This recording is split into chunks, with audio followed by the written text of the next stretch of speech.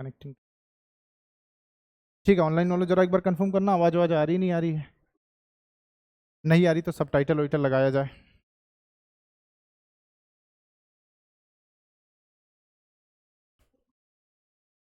कोई दुख तकलीफ किसी को अब तक? नहीं? हाँ हाँ, वो चिंता मत करो, समझाऊंगा, समझ गया मैं वो तो।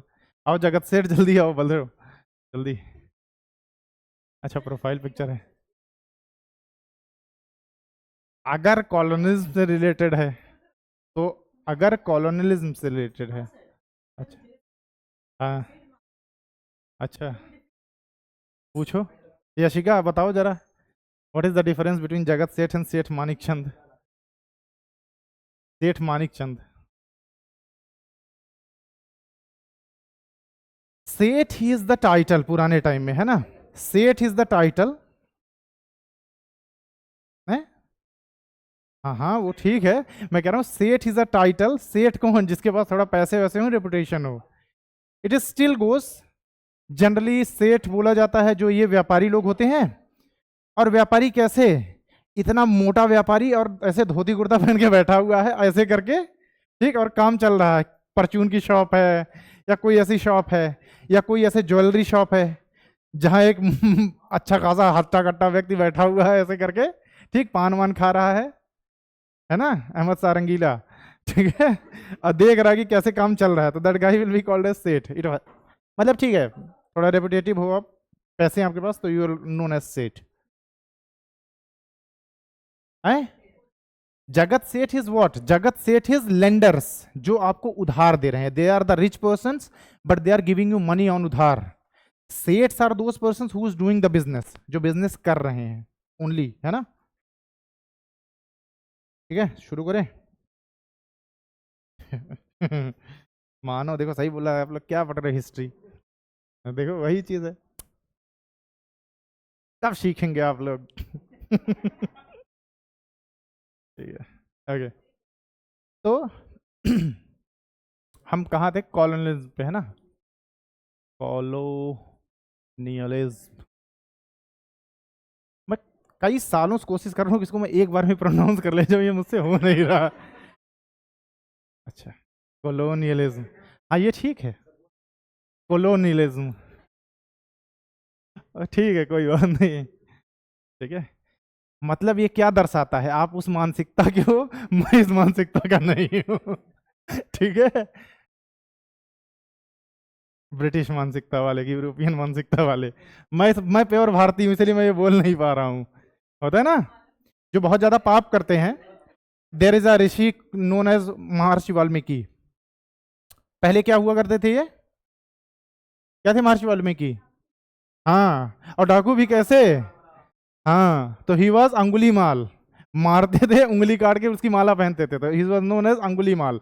इतना पाप कर दिया था कि राम नहीं बोला जाता था उनसे, है ना? तो मैं इतना अच्छा हूं कि मुझसे ये नहीं बोला जा रहा है। ठीक है, ओके, ऐसे समझो। तो जो इसको सही प्रोनाउंस कर ले रहा है, कर ले जा रहा है, आप याद रखो पिछले जन्म में आप कोई गवर्नर जनरल थे। बहुत कहर बरपाया भारतीयों पे, हैं?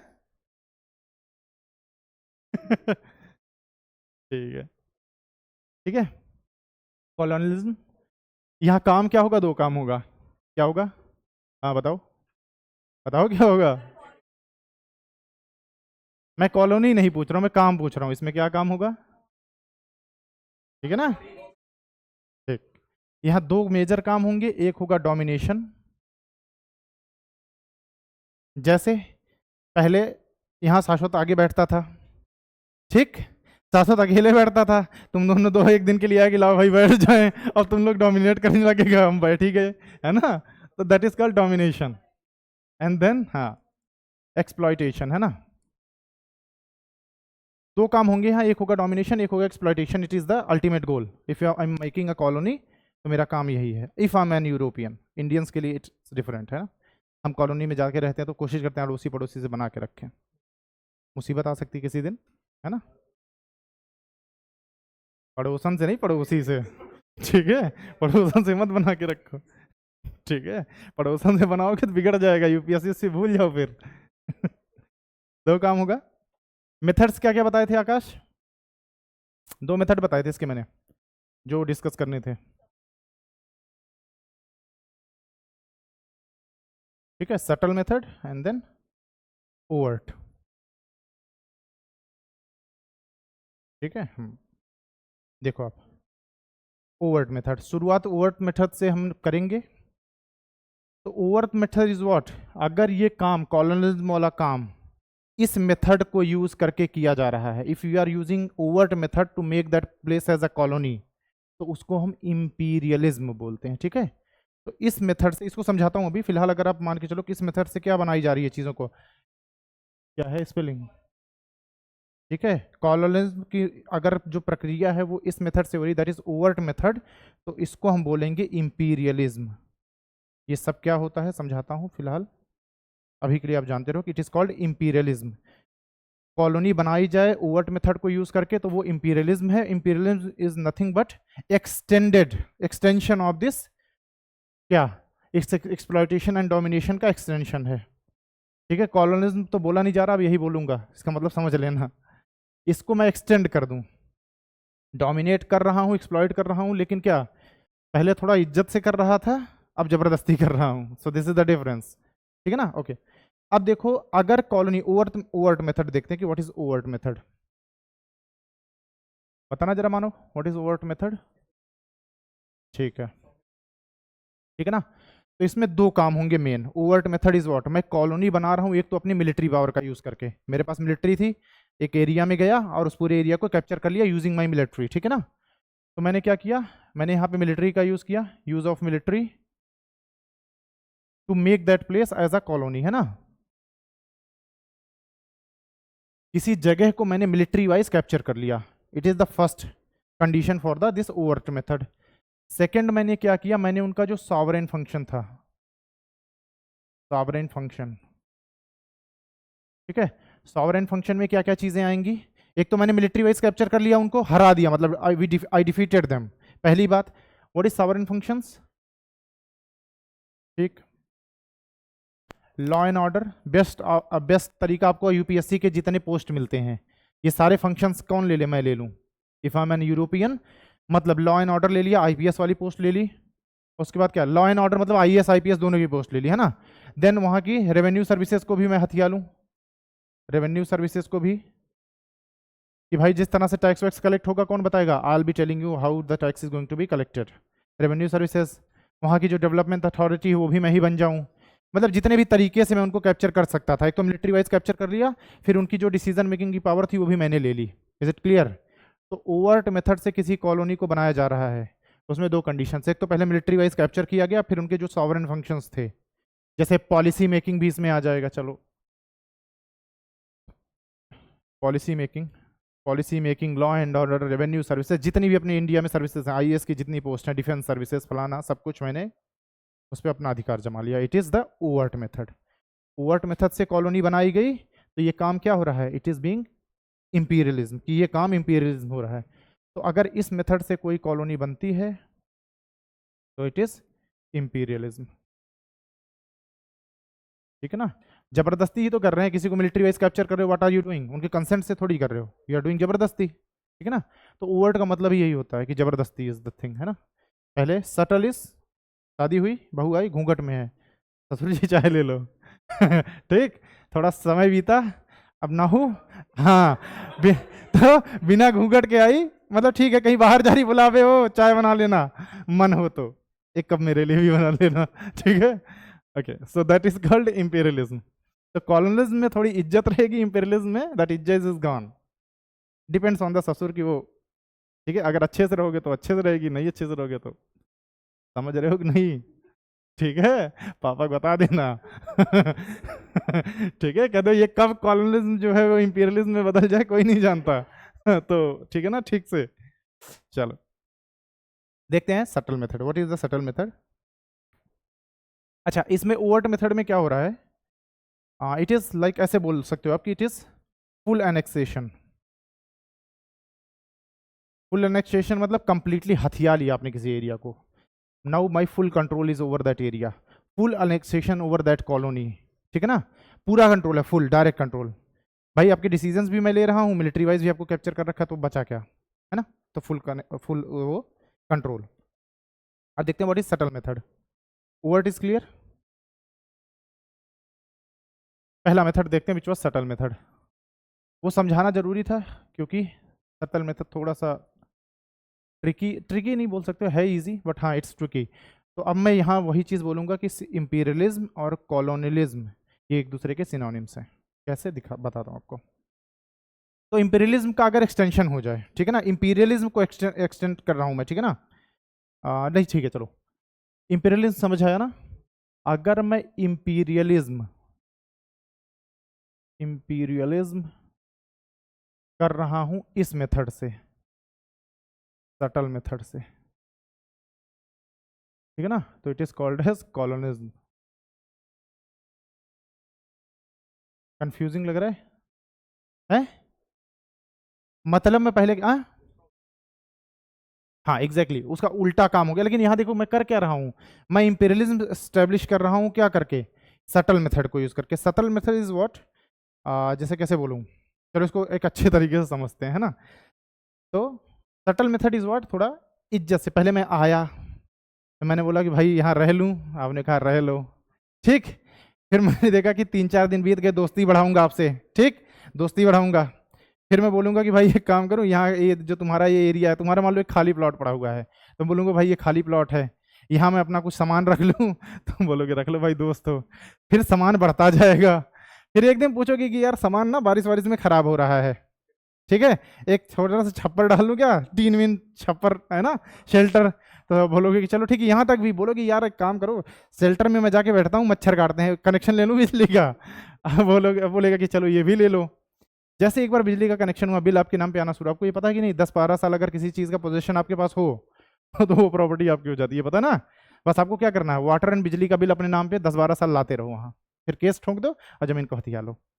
अच्छा तरीका है, मैं वकील भी हूँ इसलिए बता रहा हूँ ठीक है ठीक है। तो यहाँ क्या काम हो रहा है, जो काम वहाँ जबरदस्ती हुआ था यहाँ इज्जत हुआ। पहले खुद आए, मिलिट्री को ले आए कि भाई हमको रहने की जगह दी, मेरे कुछ यार दोस्त हैं, ठीक, वो यार दोस्त बंदूक छुपा के ला रहे हैं कपड़े के अंदर, भाई इनको भी रहने लेने दो।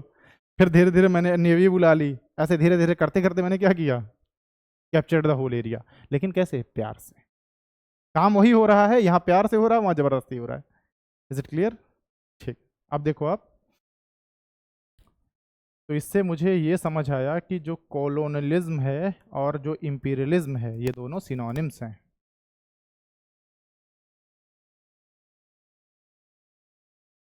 गॉड ब्लास्ट यू अच्छा ब्लेस यू होता है क्या, वो माय बैड ठीक है, ओके। तो they are synonyms, they are more or less synonyms. ये वर्ड यूज करूँ, ये वर्ड यूज करूँ, मोर और लेस दोनों सेम है। क्या शुरुआत यहाँ से हो, यहाँ पहुँच जाओ, यहाँ से शुरू हो, एक कॉलोनी बना लो पूरी, ठीक है। अगर एक वेन ग्राफ बनेगा, आई होप मैथ्स थोड़ी बहुत सबको पता ही होगी, नहीं पता तो अगर एक वेन ग्राफ बनाऊँ ना ऐसे, तो कॉलोनियलिज्म एक बहुत बड़ा कंसेप्ट है, क्योंकि सिर्फ रूल करना ही कॉलोनियलिज्म नहीं है। मैंने बोला था बहुत सारे डायमेंशंस होंगे इसके, पॉलिटिकल डायमेंशन हो सकता है, सोशियो इकोनॉमिक हो सकता है, बहुत सारे तरीके आ सकते हैं ना। तो this whole thing is colonialism, है ना, दिस होल डायग्राम। और इंपीरियलिज्म क्या है, एक एक्सटेंशन है इसका, ऐसे कि एक और तरीका है आपको एक्सप्लॉइट करने का, ठीक है ना। तो वेन डायग्राम बनेगा तो colonialism is a whole thing, जैसे इंडिया और इंडिया का एक स्टेट। रंजना इतना ऐसे क्यों देख रहे हो, कुछ मुश्किल है क्या? योर बैकग्राउंड इज मैथ ना, तो फिर क्या ऐसे देख रहे हो, खुश होके देखो इसको ठीक है, ओके चलो, ये समझ आया, इट इज एन एक्सटेंशन। याद रखने के लिए कैसे याद रखोगे, देखो आप, जब नया नया शुरू होता है, ठीक है ना, जैसे for example you and you her girlfriend and boyfriend, अरे भाई मान लो यार, ठीक है, ठीक है हाँ ठीक है चलो, जो भी समझ लो एक दूसरे को। नाउ आकाश एंड देन मानव, ठीक है, चलो ये गर्लफ्रेंड बॉयफ्रेंड है। एक अगर यहां तक प्रॉब्लम हो रही तो मेरे को बॉयफ्रेंड बॉयफ्रेंड है, ठीक है, इट्स अलाउड, ठीक है, ओके। अब देखो आप, हैं चलो जो भी है, अच्छा अरे ठीक है समझ लो, अच्छा कोई नहीं, चलो ये दोनों हैं गर्लफ्रेंड बॉयफ्रेंड है ना, ठीक है, ये she is girlfriend and this guy is boyfriend, ठीक। अब देखो यहाँ क्या है, जब तक आप जब नए नए बनते हो तो बड़ी इज्जत वाली चीजें रहती हैं, ठीक है ना। देखो कैसे कंट्रोल होगा। नाउ बोलेगी कि भाई दोस्तों के साथ कहाँ जा रहे हो पहले बता के जाओ, समझ आ रहा है ना, दोस्तों के साथ कहाँ जा रहे हो बता के जाओ भाई, कहाँ जा रहे हो दोस्तों के साथ, इज्जत से। लेकिन अभी तक देखो इज्जत चल रही है ना, कि भाई अभी क्या है, it is called not official, it's not official yet, not official yet. तो इज्जत से कि भाई कहाँ जा रहे हो बता के जाओ, मैसेज करके जाओ। ऐसे ये बोलेगा कि भाई क्या पहन के जा रहे हो, कुछ बता के जाओ, ठीक ठाक कपड़े पहन के जाओ, ठीक है ना, कि भाई प्रॉपर कपड़े पहन के जाओ, ठीक है, लड़कों के साथ नहीं घूमना है ऐसे उल्टा जा रहा हूँ क्या, ठीक है, अरे ठीक है, ये रियलिटी पता तो सबको ही है, but it is not official yet. अभी ये तब तक हो रहा है जब तक मम्मी पापा को पता नहीं है, जिस दिन पता चला ना तो सारी पावर रिस्टोर कर दी जाएगी, है ना, मुगल डायनेस्टी का रिस्टोरेशन हो जाएगा। तो इट इज नॉट ऑफिशियल, अभी ये काम चल रहा है, लेकिन you don't have the authority over each other, you don't have authority yet because it is new.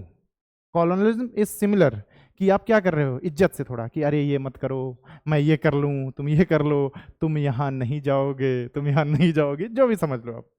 अब देखो ये क्या होता है, ठीक है, what is imperialism, it is husband and wife official, it is husband and wife, ठीक है, नाउ दे आर ऑफिशियल। अब क्या होगा, अब सीधा मना होगा कि तुम ये चीज नहीं करोगी, नहीं करोगे, अगर किया तो बाहर सोओगे या सोओगे, जो भी हो, but it is official now. तो यहाँ पे एक्सप्लॉइटेशन अनऑफिशियली चल रहा है, इसलिए थोड़ी इज्जत से चल रहा है। नाउ यहाँ पे आपने डिक्लेयर कर दिया, now I am the owner, now जिस तरह से एक्सप्लॉइट करना होगा उस तरह से एक्सप्लॉइट करूंगा, घमासान होगा, लड़ाई होगा, सर्वर फूटेगा, ठीक है, मारपीट चलती रहती है, आप लोग भी एक्सपीरियंस करोगे, ठीक है। लेकिन ये ऑफिशियल हो जाएगा कि आप अनाउंस करके अब ये काम कर रहे हो। लड़ाई झगड़े यहाँ भी चल रहे, लेकिन समाज को नहीं पता because it's not official yet. यहाँ ये चीज ऑफिशियल हो चुकी है, अब सबको पता चल रहा है कि हाँ समथिंग इज गोइंग ऑन, ठीक है ना, ठीक है, चलो सो क्लियर है। और देखो यूरोपियंस का थोड़ा कंसेप्ट था, तो ये लड़ाई झगड़े होते रहे तो इसीलिए ये चेंज होते रहते हैं, कभी ये बदल गया, कभी ये बदल गई, 3-4 ऐसे चलता रहता है ना। हाँ, एक एक बच्चे के 4-4 पापा होते हैं, पता ही नहीं कि असली पापा कौन है। भाई 4-4 शादियां कर रहे हैं वो लोग, तो उसको भी मम्मी बुलाएगा, उसको भी मम्मी बुलाएगा, वो उसको पापा बुलाएगा, ऐसे। तो दिस इज द थिंग। तो इफ कॉलोनिज्म, तो यहाँ थोड़ा अनऑफिशियल है, और रेस्पेक्ट इज देयर कि चलो लूट रहे हैं लेकिन इज्जत से। यहाँ इंपीरियलिज्म में क्या हो गया है, इट इज ऑफिशियल, मैंने ऑफिशियली अनाउंस कर दिया कि now I captured your whole area, now I am going to own you. Is it clear. यहाँ पे कैप्चर यहाँ भी हुआ है, लेकिन इज्जत से, ऑफिशियली डिक्लेयर नहीं किया। दिस इज द डी जुरे, this is the de facto, ठीक है, क्लियर है आकाश, और रिलेशन समझाऊं, ठीक है, ओके, यहां तक क्लियर है ना।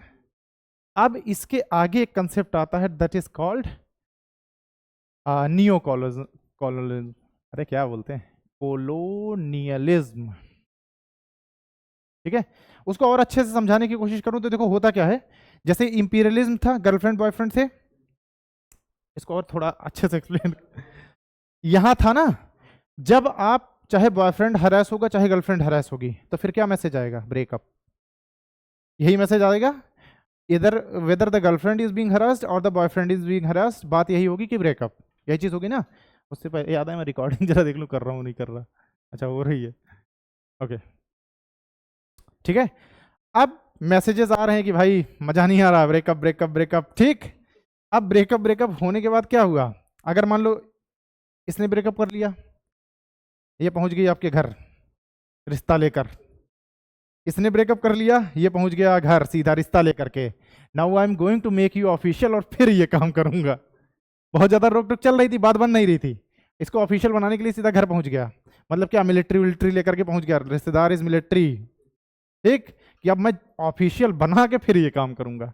समझ आया ना, कि यहाँ से एक का मन नहीं है, जो एरिया है वो मना कर रहा है कि भाई बहुत एक्सप्लॉइट कर रहे हो, हट जाओ हट जाओ हट जाओ, उसने बोला रुको बेटा मिलिट्री बुलाता हूँ अपनी, रिश्तेदार बुला लिए, सारे लोगों के सामने क्या कर दिया, उसको ऑफिशियल कर दिया। Is it clear? इससे बेहतर नहीं समझा सकता, नहीं क्लियर है तो कोई बात नहीं, ठीक है। Okay, what is neo colonialism? थोड़ा इसको एक्सटेंड करते हैं रिश्ते को, ठीक। हस्बैंड एंड वाइफ, बात बनी नहीं, दे आर सेपरेटेड, ठीक, दे आर सेपरेटेड, डाइवोर्स हो गया, लेकिन कंडीशन ये है कि ना हम इसके बिना रह पा रहे हैं ना ये इसके बिना रह पा रहा है। It is called neo colonialism. For example, countries थी, कंट्रोल कर रही थी एक कंट्री को, मॉडर्न एरा आ गया कि भाई colonies banana is not valid, तो कंट्रीज वापस चली गई, लेकिन इतने दिन तक कंट्रोल कर लिया ना कि ये क्या इस पे डिपेंडेंट हो गया है, आदत हो गई, आदत हो गई है ना, तो ना ये इसके बिना रह पा रहा ना ये इसके बिना रह पा रही। तो it is the same thing कि अब यहाँ पे डाइवोर्स हो चुका है, लेकिन जैसे ही बीवी पे, जैसे मान लो कि बीवी, हस्बैंड ने डाइवोर्स ले लिया, जैसे ही बीवी को कोई मुसीबत आई तो तुरंत हस्बैंड, जो एक्स हस्बैंड है, वो मदद करने आ जा रहा है, अरे हम एक्सपर्ट हूँ, सब आता है ना। तो यहाँ पे ऐसे बोलो कि डाइवोर्स हो गया, ठीक है, डाइवोर्स हो गया, तो इधर हस्बैंड इधर वाइफ, इसको कंपेयर किससे करोगे? Husband is that colonial power, ठीक है, हालांकि ये रेसिस्ट हो जाएगा, बीवियां भी हो सकती हैं, कोई ऐसी बात नहीं है, ठीक है ना। तो ये वाइफ क्या होगी, इसकी एक्स कॉलोनी होगी, है ना, ठीक। अब इस एक्स कॉलोनी पे, बीवी पे कोई मुसीबत आ रही है, इन केस मान लो किसी कंट्री ने अटैक कर दिया, it was attacked by any country, attack हो गया है ना, या कोई इकोनॉमिक दुख, आपदा पड़ी, कोई इकोनॉमिक प्रॉब्लम आ गई, पैसे नहीं है, ठीक, या क्या हुआ, बीमार हो गई, इकोनॉमी स्लो डाउन हो गई, है ना, चलो बुखार हो गया, कोई इलनेस, कोई डिजीज, है ना, इलनेस, डिजीज, प्लेग, पेंडेमिक, फलाना ढिमका, कुछ भी हुआ, मुसीबत इस पे आ रही, दर्द किसको हो रहा है, इसको हो रहा है ना, तो ये तुरंत क्या करेगा, तो यहां से हेल्प आएगी, ठीक है ना। मतलब मैं तुमको डायरेक्टली कंट्रोल नहीं कर रहा हूं, मैं तुमको indirectly still I am having the influence. तो जो कॉलोनी, मतलब एक्स कॉलोनियल पावर है, अपनी एक्स कॉलोनीज पे उनका क्या हुआ, इनडायरेक्ट इन्फ्लुएंस स्टिल देयर। क्यों? क्योंकि अगर मैं फाइनेंशियली मदद कर रहा हूँ, जैसे चाइना क्या कर रहा है, चाइना पाकिस्तान को फाइनेंशियली इतना ज्यादा मदद कर दे रहा है कि पाकिस्तान के जो भी डिसीजंस होंगे बिना चाइना के नहीं हो सकते ना, बिना चाइना से कंसल्ट किए ले लेगा क्या सारा। मैं अब अगर, जैसे फॉर एग्जांपल, आपको खर्चा आपके मम्मी पापा दे रहे हैं, अब आप कोई भी डिसीजन लोगे तो बिना उनसे पूछे नहीं हो पाएगा, एक मोरालिटी सी बन गई कि भाई ये अब भूटान इंडिया से पूछे बिना कुछ नहीं कर सकता, पॉलिसीज हम बना रहे हैं, मिलिट्री प्रोटेक्शन हमने दे रखी, सब कुछ हम कर रहे हैं, तो अगर उसका कोई डिसीजन होगा तो वो हमसे पूछे बिना नहीं होगा। It is what, neo colonialism, है ना, it is something like that, कि यहाँ क्या है, indirect control, indirect control over x colonies. अब वो चाहे पैसा दे करके हो, चाहे मिलिट्री वाइज उनकी मदद करके हो, चाहे ट्रेड दे करके हो, किसी भी तरीके से हो, देर आर सर्टेन वेज, लेकिन जो आपकी एक्स कॉलोनीज थी अभी भी उन पे आपका इन्फ्लुएंस बना हुआ है, whether you are funding them और you are doing like whatever you are doing, military wise आप सपोर्ट करो, कुछ भी करो, लेकिन हाँ उनके डिसीजंस अभी भी आपसे इन्फ्लुएंस्ड हैं। पाकिस्तान का हर डिसीजन प्रो चाइनीज होगा, चाइना के अगेंस्ट कोई भी डिसीजन नहीं होगा, इसीलिए पाकिस्तान इंडिया के दोस्त नहीं बन पा रहे हैं। हाँ हाँ, मतलब कह सकते हो जनरली जो नियो कॉलोनिज्म, देखो मैंने क्या बोला, नियो कॉलोनिज्म बोला ना, तो ये कि नया तरीका जरूरी नहीं, बिल्कुल जरूरी नहीं है, मतलब जो इसकी डिफिनीशन दी जाती है जनरली आप ऐसे बोलते हो, आपकी एक्स कॉलोनीज हो या अदर कंट्रीज पे भी बोल सकते हो कि अब they are under your influence, ठीक है ना। हाँ कह सकते हो आप, एकदम देखो हाँ, पुराने दुश्मन हुआ करते थे, दोस्त बन के बैठे हैं, फ्रांस ब्रिटेन एक दूसरे को खून पीने को तैयार है, लेकिन फिलहाल वही है कि Asian countries, small small countries, मतलब अरे मतलब ठीक है, एग्जैक्ट नहीं है, इन्फ्लुएंस्ड, इन्फ्लुएंस की बात हो रही थी यहाँ पे कि दे आर स्टिल इन्फ्लुएंस्ड, है ना। भाई तभी आपको पता है क्या चल रहा है वो अभी फिलहाल का सिनेरियो, यूक्रेन रशिया वाला, रशिया पे अटैक हुआ था, आपको पता है ना।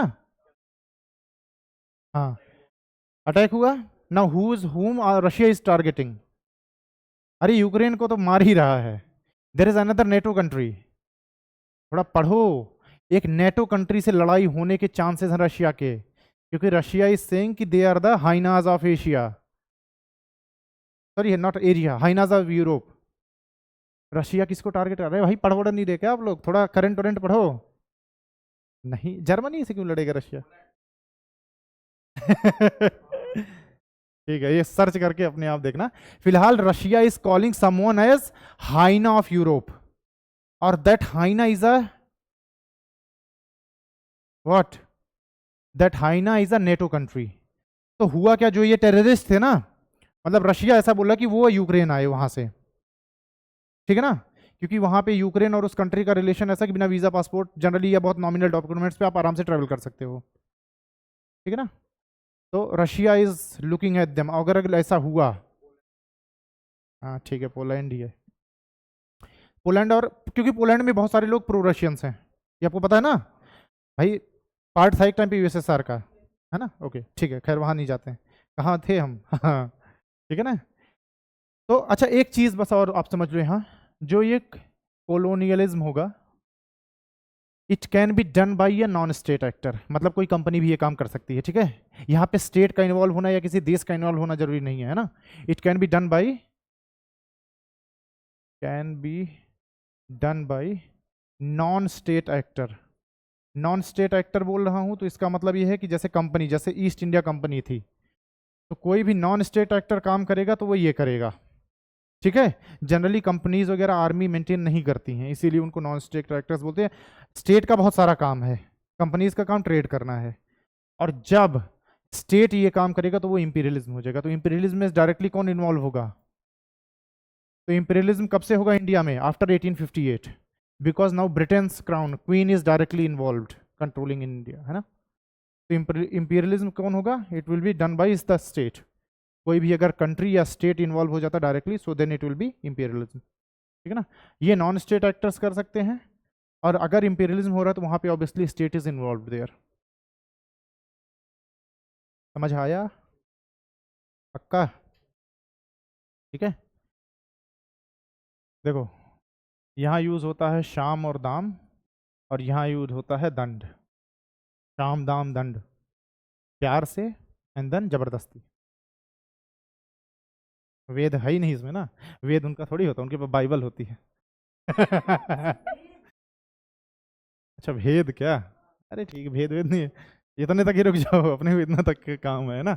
यहाँ शाम दाम यूज किया जाएगा कंट्रोल करने के लिए, ट्रिक्स लगाएंगे, कोशिश करेंगे कि प्यार से मान जाओ, नहीं मानोगे तो carrot and stick policy. Carrot and stick policy मतलब पहले गाजर खिलाएंगे, लो भाई मान जाओ, गाजर का हलवा खाओ, खुश रहो खुश रहो खुश रहो, नहीं तो फिर डंडा निकलेगा, है ना। ठीक, क्लियर है। चलो अब थोड़ा आते हैं silk and the silk and spice trade route पे थोड़ा, है ना। चलो, तो इस एरा को हम बोलेंगे प्री 1453, क्योंकि 1453 में एक काम होगा जिसकी वजह से पूरा सिनेरियो बदल जाएगा, ठीक है। Pre 1543 that era is silk and spice trade route. Silk and spice trade route, यहाँ से ना वो लॉन्च करने का ऑप्शन नहीं है, अगर यहाँ पे ब्राउजर होता ना तो यहीं से लॉन्च कर लेते, अब इसको पूरा बंद करना पड़ेगा। मिनिमाइज हो सकता है, कोई नहीं, ठीक है अभी दिखाता हूँ, पहले समझा देता हूँ देन आपको दिखाता हूँ कि what was it. Silk and trade route कुछ नहीं होगा, आप देखो ऐसे यूरोप से ऊपर ऊपर अरेबियन कंट्रीज होते हुए कहाँ आ जाएगा? अरेबियन सी में आ जाएगा, ऊपर ऊपर, है ना। केप ऑफ गुड होप से नहीं आएंगे हम, समझाता हूँ अभी, ठीक है। तुम तो समझ गए, बाकियों का क्या। ठीक है, अच्छा। तो अच्छा, ये already it was existed already, है ना, ये ऑलरेडी एग्जिस्टेड, ये ऑलरेडी था, इसको खोजना नहीं था, ये ऑलरेडी खोजा जा चुका था। अब इसमें हो क्या रहा था? तीन कंट्रीज बहुत रिच, वेरी रिच, ब्रिटिशर्स वेयर गरीब, we were the rich. By the way एक फैक्ट आपको बताऊं, आज ही या अभी 2-3 दिन पहले मैंने पढ़ा, by the 16th century India was the number 1 economy in the whole world. We were the number 1 economy, जो पूरे वर्ल्ड का मैन्युफैक्चरिंग था उसके 25% हम अकेले कर रहे थे। By the 16th century we were the number 1 economy and we are moving there again. मैंने बोला था India and China were the top, और एक टाइम आएगा India and China will be topped again, और वही सिनेरियो बन रहा है फिर धीरे धीरे। खैर, तो यहाँ पे silk and trade routes establish, मतलब अब देखो यहाँ पे रिच कंट्रीज कौन थी या कहाँ पे लोगों को जाना था? रिच कंट्रीज कौन सी थी? एक तो इंडिया था, China, and then Indonesia. Indonesia. India famous था किसके लिए? थ्रेड्स वगैरह के लिए, and they were having tea, silk भी था इनके पास थोड़ा बहुत, इंडिया के पास भी थोड़ा बहुत सिल्क था, and they were famous for, है ना, स्पाइसेस। स्पेसिफिक प्लेसेस की बात करूं तो जावा एंड सुमात्रा, ठीक है, जावा एंड सुमात्रा, ठीक है। ये अभी करंट का scenario, generally it was consider to be India, India ही मानते थे उसको ब्रिटिशर्स। इनका एक ही एम था कि मुझे इंडिया पहुंचना, ये जहां पहुंचते थे खुश हो जाते थे कि इंडिया पहुंच गए। अमेरिका पहुंच गए, गलती से इनको लगा बस इंडिया आ गए, उनको रेड इंडियंस बोल दिया। वेस्ट इंडीज पहुंच गए, गलती से बोला अरे ये तो वेस्ट इंडियंस है, बस ये इंडिया ही है। फिर एक दिन सही में इंडिया पहुंच गए उसके बाद फिर क्या हुआ आपको पता ही है, ठीक है। ये कब तक रिच थे, अच्छा ये भी देख लो आप, 17th to 15th सेंचुरी,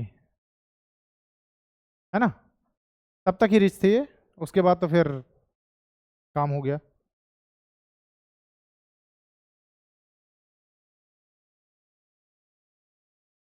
यहां तक क्लियर है। प्री 1543 में बात कर रहा हूं, यहां तक क्या हो रहा था, जो यूरोपियंस थे, यूरोपियंस, 1453 है, मैंने 77 टू 15th सेंचुरी बोला, 1453 ही बोल रहा हूं।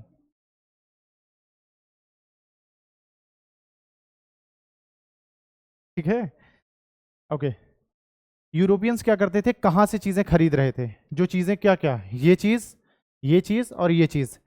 मैंने पहले भी आपको बोला था, this thing is consider to be the royal things, कि अगर मसाले में आपके क्या पड़ गया, इलायची पड़ गई, तो पूरे मोहल्ले को पता चल गया कि अरे भाई इनके यहाँ कोई खाना ऐसा बना है जिसमें इलायची डली है। लौंग का 1 किलो सोने के 1 किलो सोने के बराबर होता था, 1 किलो लौंग was equal to 1 kg of gold, बताया था। किसी के यहाँ इलायची डल गई, ये खड़े मसाले पड़ गए अगर, तो पूरे मोहल्ले में बात होती थी, 2-3 देश तक बात पहुंच जाती थी है ना, कि अरे उस देश में आज चिकन बना है, ठीक है। तो Europeans use two by these things, they use two by these things, by these things, किससे खरीदते रहे होंगे, ठीक है, अरब से, है ना, अरब ट्रेडर्स, और यूरोपियंस में भी स्पेसिफिकली पोर्चुगीज, आगे बताता हूँ आपको, फिलहाल आप देखो अरब ट्रेडर्स। तो अगर मैं अरब ट्रेडर्स की बात कर रहा हूँ तो अरब अरेबियन सी का पूरा रीजन कौन डोमिनेट कर रहा होगा, अरब ट्रेडर्स। भाई इंडिया से अगर चीज लेनी है तो अरेबियन सी के थ्रू ही आओगे, या तो घूम के इंडियन ओशन से आओगे, जो बाद में ये लोग पहुंचेंगे। तो Arabian see it was dominated bye Arab traders, Arab traders पूरे अरेबियन सी को डोमिनेट कर रहे हैं। गलती से भूले भटके अगर कोई यूरोपियन पहुंच गया, उसको मार के वहीं दफना देते थे, खोज ना पाओ, बरमूडा ट्रायंगल पहुंचा देते थे, ठीक है, कि मतलब लाश नहीं मिलती थी, पता नहीं चलेगा, शिप डूब जाएगी आपकी, है ना। तो अरेबियन ट्रेडर्स इन्होंने पूरा मोनोपोली स्टैब्लिश कर रखी थी, समझ भी सकते हो, क्योंकि यहां से अगर कोई चीज 10 रुपए की खरीदी जा रही तो वो 800 से ज्यादा 800 गुना दाम पे बिक रही है। मजे की बात देखो, 800 गुना, वास्को डिगामा आएगा, चीज खरीदेगा, ले जाके 800 गुना प्रॉफिट पे बेचेगा। और जब इतना प्रॉफिट कमा रहे हैं, अरेबियन कंट्रीज रिच होती जा रही हैं, सोच के देखो आप, अब ये रिच हो रही तो ये बात यूरोप को पसंद नहीं आएगी। आपका पड़ोसी रिच हो तो दुख होता है, दोनों गरीब रहो तो ठीक है, अगर वो गलती से रिच होने लगा तो नाउ इट इज प्रॉब्लमेटिक, फिर मेरी आंख में वो चुभने लगेगा। किसी ने तुम्बाड़ मूवी देखी है यार, it is a masterpiece of Indian movies. कुछ पिक्चर नहीं देखते बताओ, पढ़ते भी नहीं हो, पिक्चर भी नहीं देखते हो, करते क्या हो, हैं? तुम्बाड़ देखना, तुम्बाड़ अच्छी पिक्चर है, हैं? देखिए ना, देखो एक कोई तो है बैठा हुआ, तुम्बाड़ में है ना, वो अमीर बनना होता है, स्पॉइल नहीं कर रहा हूँ, it is a very masterpiece. जिसको हॉरर मूवी में थोड़ा थ्रिलर हॉरर चाहिए, वो पिक्चर जाके देखना। उसका नाम क्या था, हस्तर, सो जा वरना हस्तर आ जाएगा, हस्तर से डरोगे फिर, ठीक है। तो उसमें क्या होता है कि एक पर्सन है जो रिच होता जा रहा है, उसकी पुश्तैनी एक जमीन होती है, उस पर किला होता है, उसमें से उसको पैसा मिल रहा होता है। उसका एक पड़ोसी होता है, उसको जलन होने लगती है, तो एक दिन वो पीछा पे करते करते पहुंच गया, और पहुंच जाता है तो वहां उसको हस्तर मिल जाता है। हस्तर was son of our this mother nature, दो सन थे, एक बाकी देवता एंड देयर वाज हस्तर। तो हस्तर ने क्या किया, सारा सोना वोना हड़प लिया, हस्तर वाज वेरी पावरफुल, सारा सोना हड़प लिया। तो सारे देवताओं ने उसको श्राप दे दिया कि सोना तो तू रख ले रहा है, लेकिन तू अनाज के लिए हमेशा तरसेगा। तो अनाज इज, जो उसके लिए श्राप हो हमारे लिए वरदान है, ठीक है, छोड़ो, ठीक है। कहाँ पहुंचे, Arab traders are dominating the Arabian Sea. तो अरेबियन सी से अरेबियन सी, यहाँ पे अरब ट्रेडर्स की मोनोपोली है। ये अरब ट्रेडर्स सामान खरीद रहे हैं किससे? इंडिया, इंडोनेशिया एंड चाइना से चीजें खरीद रहे हैं, है ना। They are buying things, buying things, things में मेंशन कर लेना आप क्या, specially spices, textile and then tea, चाय, है ना। They are buying these things and they are selling it to the Europeans, buying and selling it to the Europeans. अगर European की भी बात करूं मैं, तो यूरोपियंस में उस टाइम पे जो मेन मेडिटेरियन सी को डोमिनेट करते वो थे पोर्चुगीज। यूरोपियंस में सिर्फ पोर्चुगीज, सिर्फ पुर्तगाली, पोर्चुगीज, ठीक। पोर्चुगीज बैठे हैं कहां पे? द होल मेडिटेरियन सी, ठीक है ना। तो पोर्चुगीज किसको कर रहे हैं? द मेडिटेरियन सी, है ना, मेडिटेरियन सी। तो the whole Mediterranean sea is dominated by who? Portuguese traders. पुर्तगाली अरब से खरीद रहे हैं, अरब हमसे खरीद रहे हैं, लेकिन जो ये ट्रेड रूट है ना, अरब पुर्तगालियों को बता नहीं रहे हैं, नहीं तो वो क्यों इनसे खरीदेंगे? सोच के देखो, पुर्तगाली डायरेक्ट इंडिया से आके खरीद लेंगे, प्रॉफिट नहीं होगा, सारा प्रॉफिट पुर्तगालियों पे शिफ्ट हो जाएगा। तो वो जो ट्रेड रूट है, मतलब जो ये silk and spice trade route बन रहा है, यूरोप से वो मेडिटेरियन सी वाला, और वहां से अरब, वहां से इंडिया वाला, है ना, ये silk and trade route, it is the top secret. पहली बात कि किसी को बताएंगे नहीं, मैं पैसा कैसे कमा रहा हूं मैं बताऊंगा नहीं, हो सकता आप कमा लो, इसलिए तुम्बाड़ मूवी बता रहा था, तो बताता नहीं कैसे कमाता है, ठीक, ओके। एंड स्पेशली, अच्छा ये चीजें, अच्छा पुराने टाइम में आपको पता होगा Greece was the trade centre, कौन सी दो जगह थी? जिनोवा एंड वेनिस, ठीक है ना। तो सारा ट्रेड कहाँ हो रहा है? Genoa and Venice. ये चीजें यहाँ आकर के बिक रही हैं, और यहाँ से all over the Europe supply हो रही हैं, और फिर अमेरिका वाले रीजन में भी यहीं से जा रही हैं चीजें, है ना।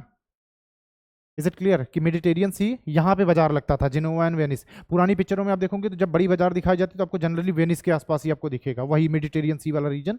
इस सारी जो बाजार है यूरोप की वहीं लग रही है, लोग वहीं आके खरीद रहे हैं, चीजें बिक रही हैं, ठीक है।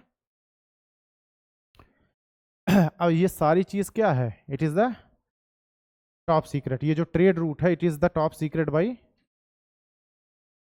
दीज अरब्स, है ना। जो ये ट्रेड रूट एग्जिस्ट करता है, it is the top secret, और इस टॉप सीक्रेट की वजह से they are making huge profit,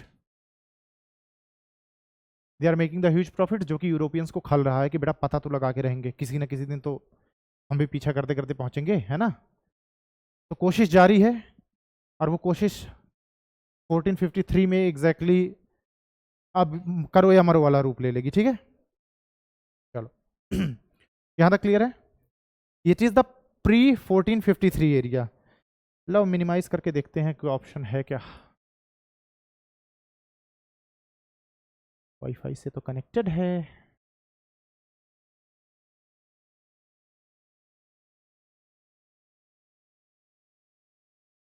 ये क्या बात हुई इतना सा?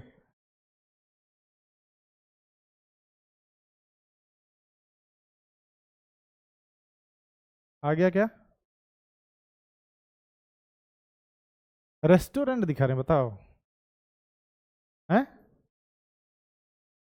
अब आया? आजा, ये देखो, ठीक है।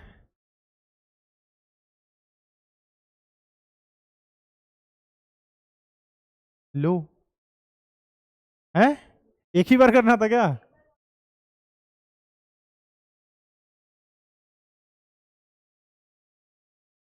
ठीक है। ये बात, ये देखो, तो मेन जो रूट है, अभी केप ऑफ गुड होप वाला रूट नहीं मिला है ना। तो देखो, यहां मेडिटेरियन सी, यहां से ये लोग, यहां पे कौन सा सी होगा? हाँ शौर्य, है? अरे कैस्पियन से पहले एक सी है, लाल काला कुछ तो है, क्या है? Black Sea. Black Sea is there, Red Sea is there, यही तो है ना। काला सागर, लाल सागर, है ना, लाल काला। अरे ये क्या हो गया?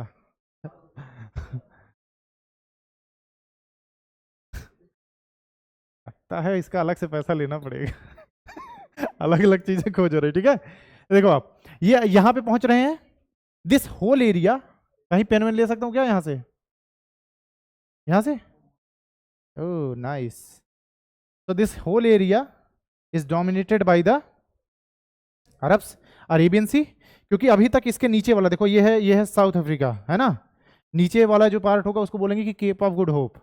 तो बाद में ये खोज ले जाएंगे, लेकिन उससे पहले वाला सीन अभी यहाँ तक चल रहा है। ठीक, अभी यहाँ तक जब ये चीज़ चल रही है, यहाँ पे पूरे अरेबियंस बैठे हुए हैं और ये ब्लॉक करते हैं कि भाई चाहे तुम इधर से घूम के आओ, इधर से घूम के आओ, आओगे तो यहीं यहीं निकलोगे ना, यहाँ जाना होगा तो कैसे पहुँचोगे, या चाइना जाना होगा तो आप इधर से ही जाओगे, ऐसे घूम के जाओगे, या तो जैसे भी जाओ बीच अरेबियन सी तो पड़ेगा ही पड़ेगा। अब देखो आप इसके दो रास्ते, जो ये एरिया है ना, इसमें खैर एग्जैक्टली दिखाया नहीं इन्होंने, ये वाला जो एरिया है इसको ध्यान रखना, अभी बताता हूँ आपको। ये जो एरिया है it is very important strategically.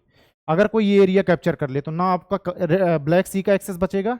चलो मैं यहाँ पे लिख देता हूँ कि चलो ये यहाँ पे ब्लैक सी है और दिस इज द रेड सी। ठीक है, ये लाल है, ये समझ आ रहा है ना, इधर लाल सागर इधर ब्लैक सागर और एक तुम्हारा दोस्त सागर। ठीक है, तो ये दोनों एरियाज कंप्लीटली कट हो जाएंगे अगर कोई ये वाला एरिया कब्जा ले। Priyanka, I hope it's making sense, यहाँ तक क्लियर है। और ये एरिया कब्जा करने के लिए बहुत टाइम से एक एम्पायर लगा हुआ है, यूरोपियंस और Ottoman Empire. There is a Ottoman Empire. Ottoman Empire हमारे लिए बहुत रेलिवेंट नहीं है, फिर भी आप पढ़ोगे वर्ल्ड हिस्ट्री में थोड़ा बहुत जिक्र आएगा। तो ऑस्मैन सेकंड थर्ड फोर्थ कुछ भी रहा होगा, एक ऑस्मैन डायनेस्टी चलेगी, एक अहमद डायनेस्टी चलती है। Ahmed fifth will be the last. 1200s में आई थिंक या 1199 या 1200 में इनका एस्टेब्लिश होगा ओटोमन एम्पायर, जो कि चलेगा 1922 तक। 700-800 साल कोई एम्पायर चला, तो सोचो कितने पावरफुल होंगे। तो ये इस एरिया को कब्जा करने में लगे हैं, लगातार लड़ाई चल रही है यूरोपियन से और किससे, मतलब बेसिकली पोर्चुगल की लड़ाई है, ब्रिटिशर्स की लड़ाई है ओटोमन एम्पायर से, ये वाला एरिया कब्जाने के लिए। ये मैप समझ आ गया? अब जरा वापस आए बोर्ड पे। ठीक है, ये एरिया बस ध्यान रखना। मिनिमाइज कर देता हूँ अगर इन केस दोबारा जरूरत लगी तो। अब मिनिमाइज नहीं होगा क्या अब? ओ अरे कट ही कर दिया। कोई बात नहीं, ठीक। वो एरिया बस याद है ना, बस वही एरिया याद रखना। प्री 1453 तक ये काम चल रहा है। गर्मी क्यों लग रही है? अरे चल रहा है, स्विंग करवाना पड़ेगा इसको, बस है, बस इतना ही। और अच्छा स्टेप वाइज चल रहा है भाई। अरे डांस वांस हो गया हो तो हो जाओ, ठीक है। अब पकड़ के लटक जाऊंगा अब क्या होगा तो। झंझट ही खत्म कर दूंगा इसका। ठीक है, 1453 में क्या होता है, ऑटोमन एम्पायर, वही एरिया जो लिखा था, MON है MAN है, ऑटोमन AN है ना, ठीक है। ऑटोमन एम्पायर, रूलर का कोई काम नहीं, बस फिलहाल ऑस्मन डायनेस्टी चल रही होगी इस टाइम पे। दो डायनेस्टी आएगी, एक होगी ऑस्मन, जिनके नाम पे ये हुआ था, ऑस्मन वन ने स्टेब्लिश किया था इस एम्पायर को, है ना। ऑस्मन डायनेस्टी होगी एक होगी अहमद डायनेस्टी, अहमद, है ना। इसी ओटोमन एम्पायर का जो मेन लीडर है उसको खलीफा बोलते थे। तो अगर you are a Muslim ruler जैसे टीपू सुल्तान है, तो उनको अगर वैलिडेशन चाहिए तो वही ओटोमन एम्पायर के जो टॉप ऑफिशियल होगा उससे कहेंगे कि साहब एक पेपर पर लिख के दे दो, है ना। और पूरा यूरोप अफ्रीका कब्जा कर रखा है ऑटोमन एम्पायर ने, यूरोप में भी है अफ्रीका में भी है। अफ्रीका तो पूरा कब्जा कर रखा, पूरा ग्रीन, कभी पैच देखोगे इनका तो ग्रीन पैच से शो करते हैं। ग्रीन्स मुस्लिम्स के लिए थोड़ा वो है, रेलिवेंट कलर है ना, मुस्लिम्स का फ्लैग वगैरह भी आप देखोगे तो Ottoman empire is that's why पूरा patch is green. Marathas were somewhat भगवा, तो वो ऑरेंज पार्ट से दिखाते हैं उसको, है ना। खैर दो डायनेस्टी थी, तो फिलहाल ये था उस टाइम पे, सेकंड था, फर्स्ट था, थर्ड था, फोर्थ था, ये हमारे लिए कोई रिलेवेंस नहीं। ओटोमन एम्पायर आता है 1453 में और दे कैप्चर्ड दैट एरिया। उस एरिया का नाम क्या था? दे कैप्चर्ड, वो मैप वाला एरिया जो एग्जैक्ट मैंने दिखाया था, उस एरिया को बोलते हैं, उस एरिया को बोलते थे, उस एरिया को बोलते थे, क्या बोलते थे? Let me just see the name. हाँ ठीक है, कॉन्स्टेंटिनोपल, है ना, कॉन्स्टेंटिनोपल, ठीक है। Constantinople is nothing but modern Istanbul, ठीक है ना। आज का इस्तांबुल, कहाँ इस्तांबुल मानो?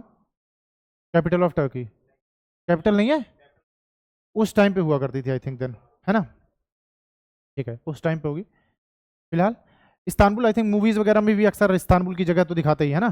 तो ये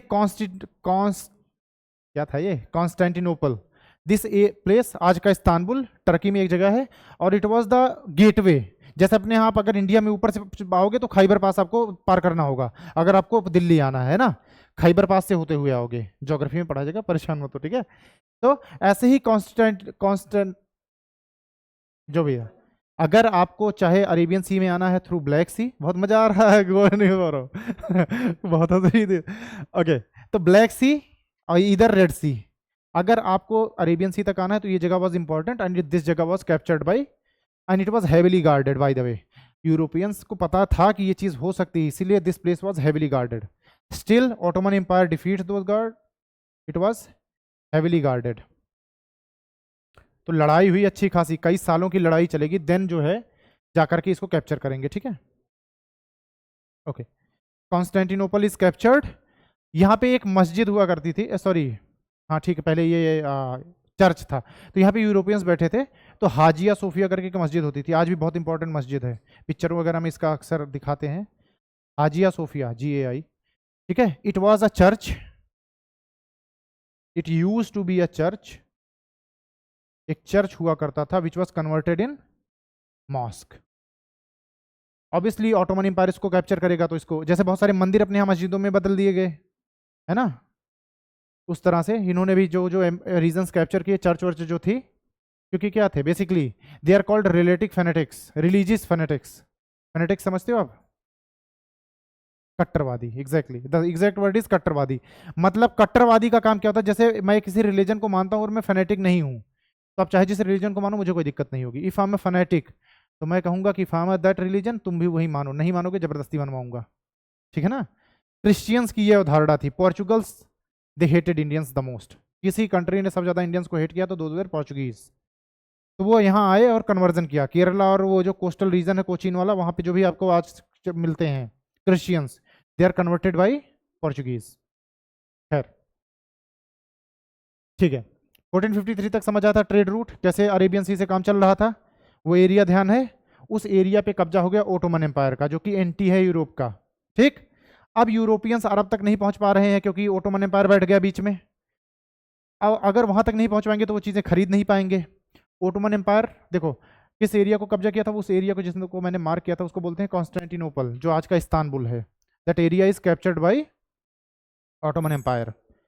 अब ऑटोमन एम्पायर ने क्या किया, यूरोप को कट कर दिया अरेबियन सी से। अगर मैं ऐसे समझाऊं तो यूरोप, और यूरोप में ही सबसे ज्यादा कौन फड़फड़ाएगा, सबसे ज्यादा प्रॉफिट कौन कमा रहा था, पोर्चुगीज है ना, पोर्चुगीज सबसे ज्यादा प्रॉफिट यही कमा रहे थे। अब ये एशिया पहुंच पाए उससे पहले ही बीच में कौन बैठा है, ओटोमन एम्पायर है ना, ओटोमन एम्पायर, ठीक। ओटोमन एम्पायर बीच में बैठा है तो इनका रास्ता हो गया कट, और यहाँ पे अरेबियंस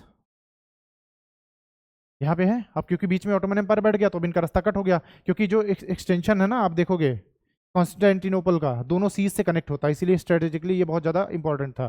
तो इनका इधर ब्लैक सी वाला रास्ता भी कट हो गया, ब्लैक सी, और इधर रेड सी वाला रास्ता भी कट हो गया, रेड सी। लाल सागर काला सागर दोनों का रास्ता कट कर दिया है ओटोमन एम्पायर ने। अब ये ट्रेड नहीं ले पा रहे हैं, चीज़ें खरीद नहीं पा रहे हैं। जिसको चाय की लत लग गई उसको 2 टाइम चाय नहीं मिलेगा तो सर दुखने लग जाता है। कोई है चाय पीने वाला उसको समझ आएगा, कॉफ़ी या चाय है, समझ आ रहा है ना। 2 दिन चाय ना दे पागल हो जाओ ऐसा लगेगा। इट इज़ अफीम venturous kind of thing. Coffee is also addictive, dopamine release होता है इसको पीने से, समझते हो ना, साइंस पढ़ाऊँ क्या अच्छा ठीक है। ऐसी चीज़ें जो हमें मजा दें, डोपामाइन रिलीज होता है उसकी आदत लग जाएगी। अफीम और जो ये ड्रग्स होते हैं थोड़ा ज़्यादा रिलीज करवाते हैं, इसलिए उसके बिना आदमी मर जाता है। इसके बिना सर्वर दुखेगा लेकिन सर्वाइव कर जाओगे, ठीक। तो अब डोपामाइन हाई हो, अब डोपामाइन रिलीज नहीं हो रहा, मजा नहीं आ रहा उनको, अब वो फ्रस्ट्रेटेड है, लड़ाई झगड़ा चल रहा है आपस में, है ना, इंपेरियलिज्म कॉलोनिज्म घर में ही चल रहा है, बीवी भाई बच्चे बाप सब लड़ रहे हैं मर रहे हैं। अब इससे क्या हुआ, इज इट अगर एक शब्द में बोलूँ तो यूरोप में क्या मच गया, हाहाकार, पूरे यूरोप में हाहाकार मच गया। क्योंकि मैंने बोला कि अगर आप देखोगे प्री 15-16 सेंचुरी यूरोप का फूड उतना ही स्पाइसी हुआ करता था जितना हमारा फूड, क्योंकि स्पाइसेस वगैरह ट्रेड हो रहे थे वहाँ पे, तो जो हमारा खाना था उनका खाना था, it was not very different. ये बॉइल्ड वाइल्ड वाला सीन अब आ गया जब एकदम से कट हो गए चले गए वापस, है ना। तो जनरली सेम चीज़ थी। अब जिसको खड़े मसाले वाले खाने की आदत लगी उसको फीका खाना कहाँ मजा देगा, है ना, सही बात है ना। चिकन किसी दिन बॉईल करके खाओ और किसी दिन उसको स्पाइसेस के साथ खाओ, there is a huge difference, मजा नहीं आएगा, है ना। अब यूरोप में क्या मच गया, हाहाकार। अब जब हाहाकार मचता है तो क्या है, आपदा आविष्कार की जननी है। ठीक है, अरे यहाँ आपदा आ रही है। ठीक है, ठीक है, चलो आवश्यकता। अब जब आवश्यकता हो गई, मानो वही देना, ठीक है। रख दूंगा भाई, एक दिन कोशिश की थी, मुझे पता चल गया तुम लोग नहीं करने दोगे। ठीक है, ओके देखो।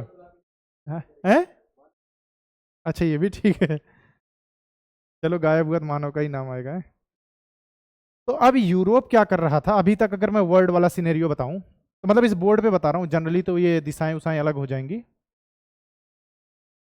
What Europe was doing, Europe अभी तक जा रहा था अपने राइट। अगर मैं यूरोप हूं, ऐसे यूरोप की तरफ मुंह करके खड़ा हो जाऊं, तो मैं अपने राइट जा रहा था अभी तक ये चीजें लेने के लिए। यही तो कर रहा हूं मैं, यूरोप अभी तक राइट जा रहा है।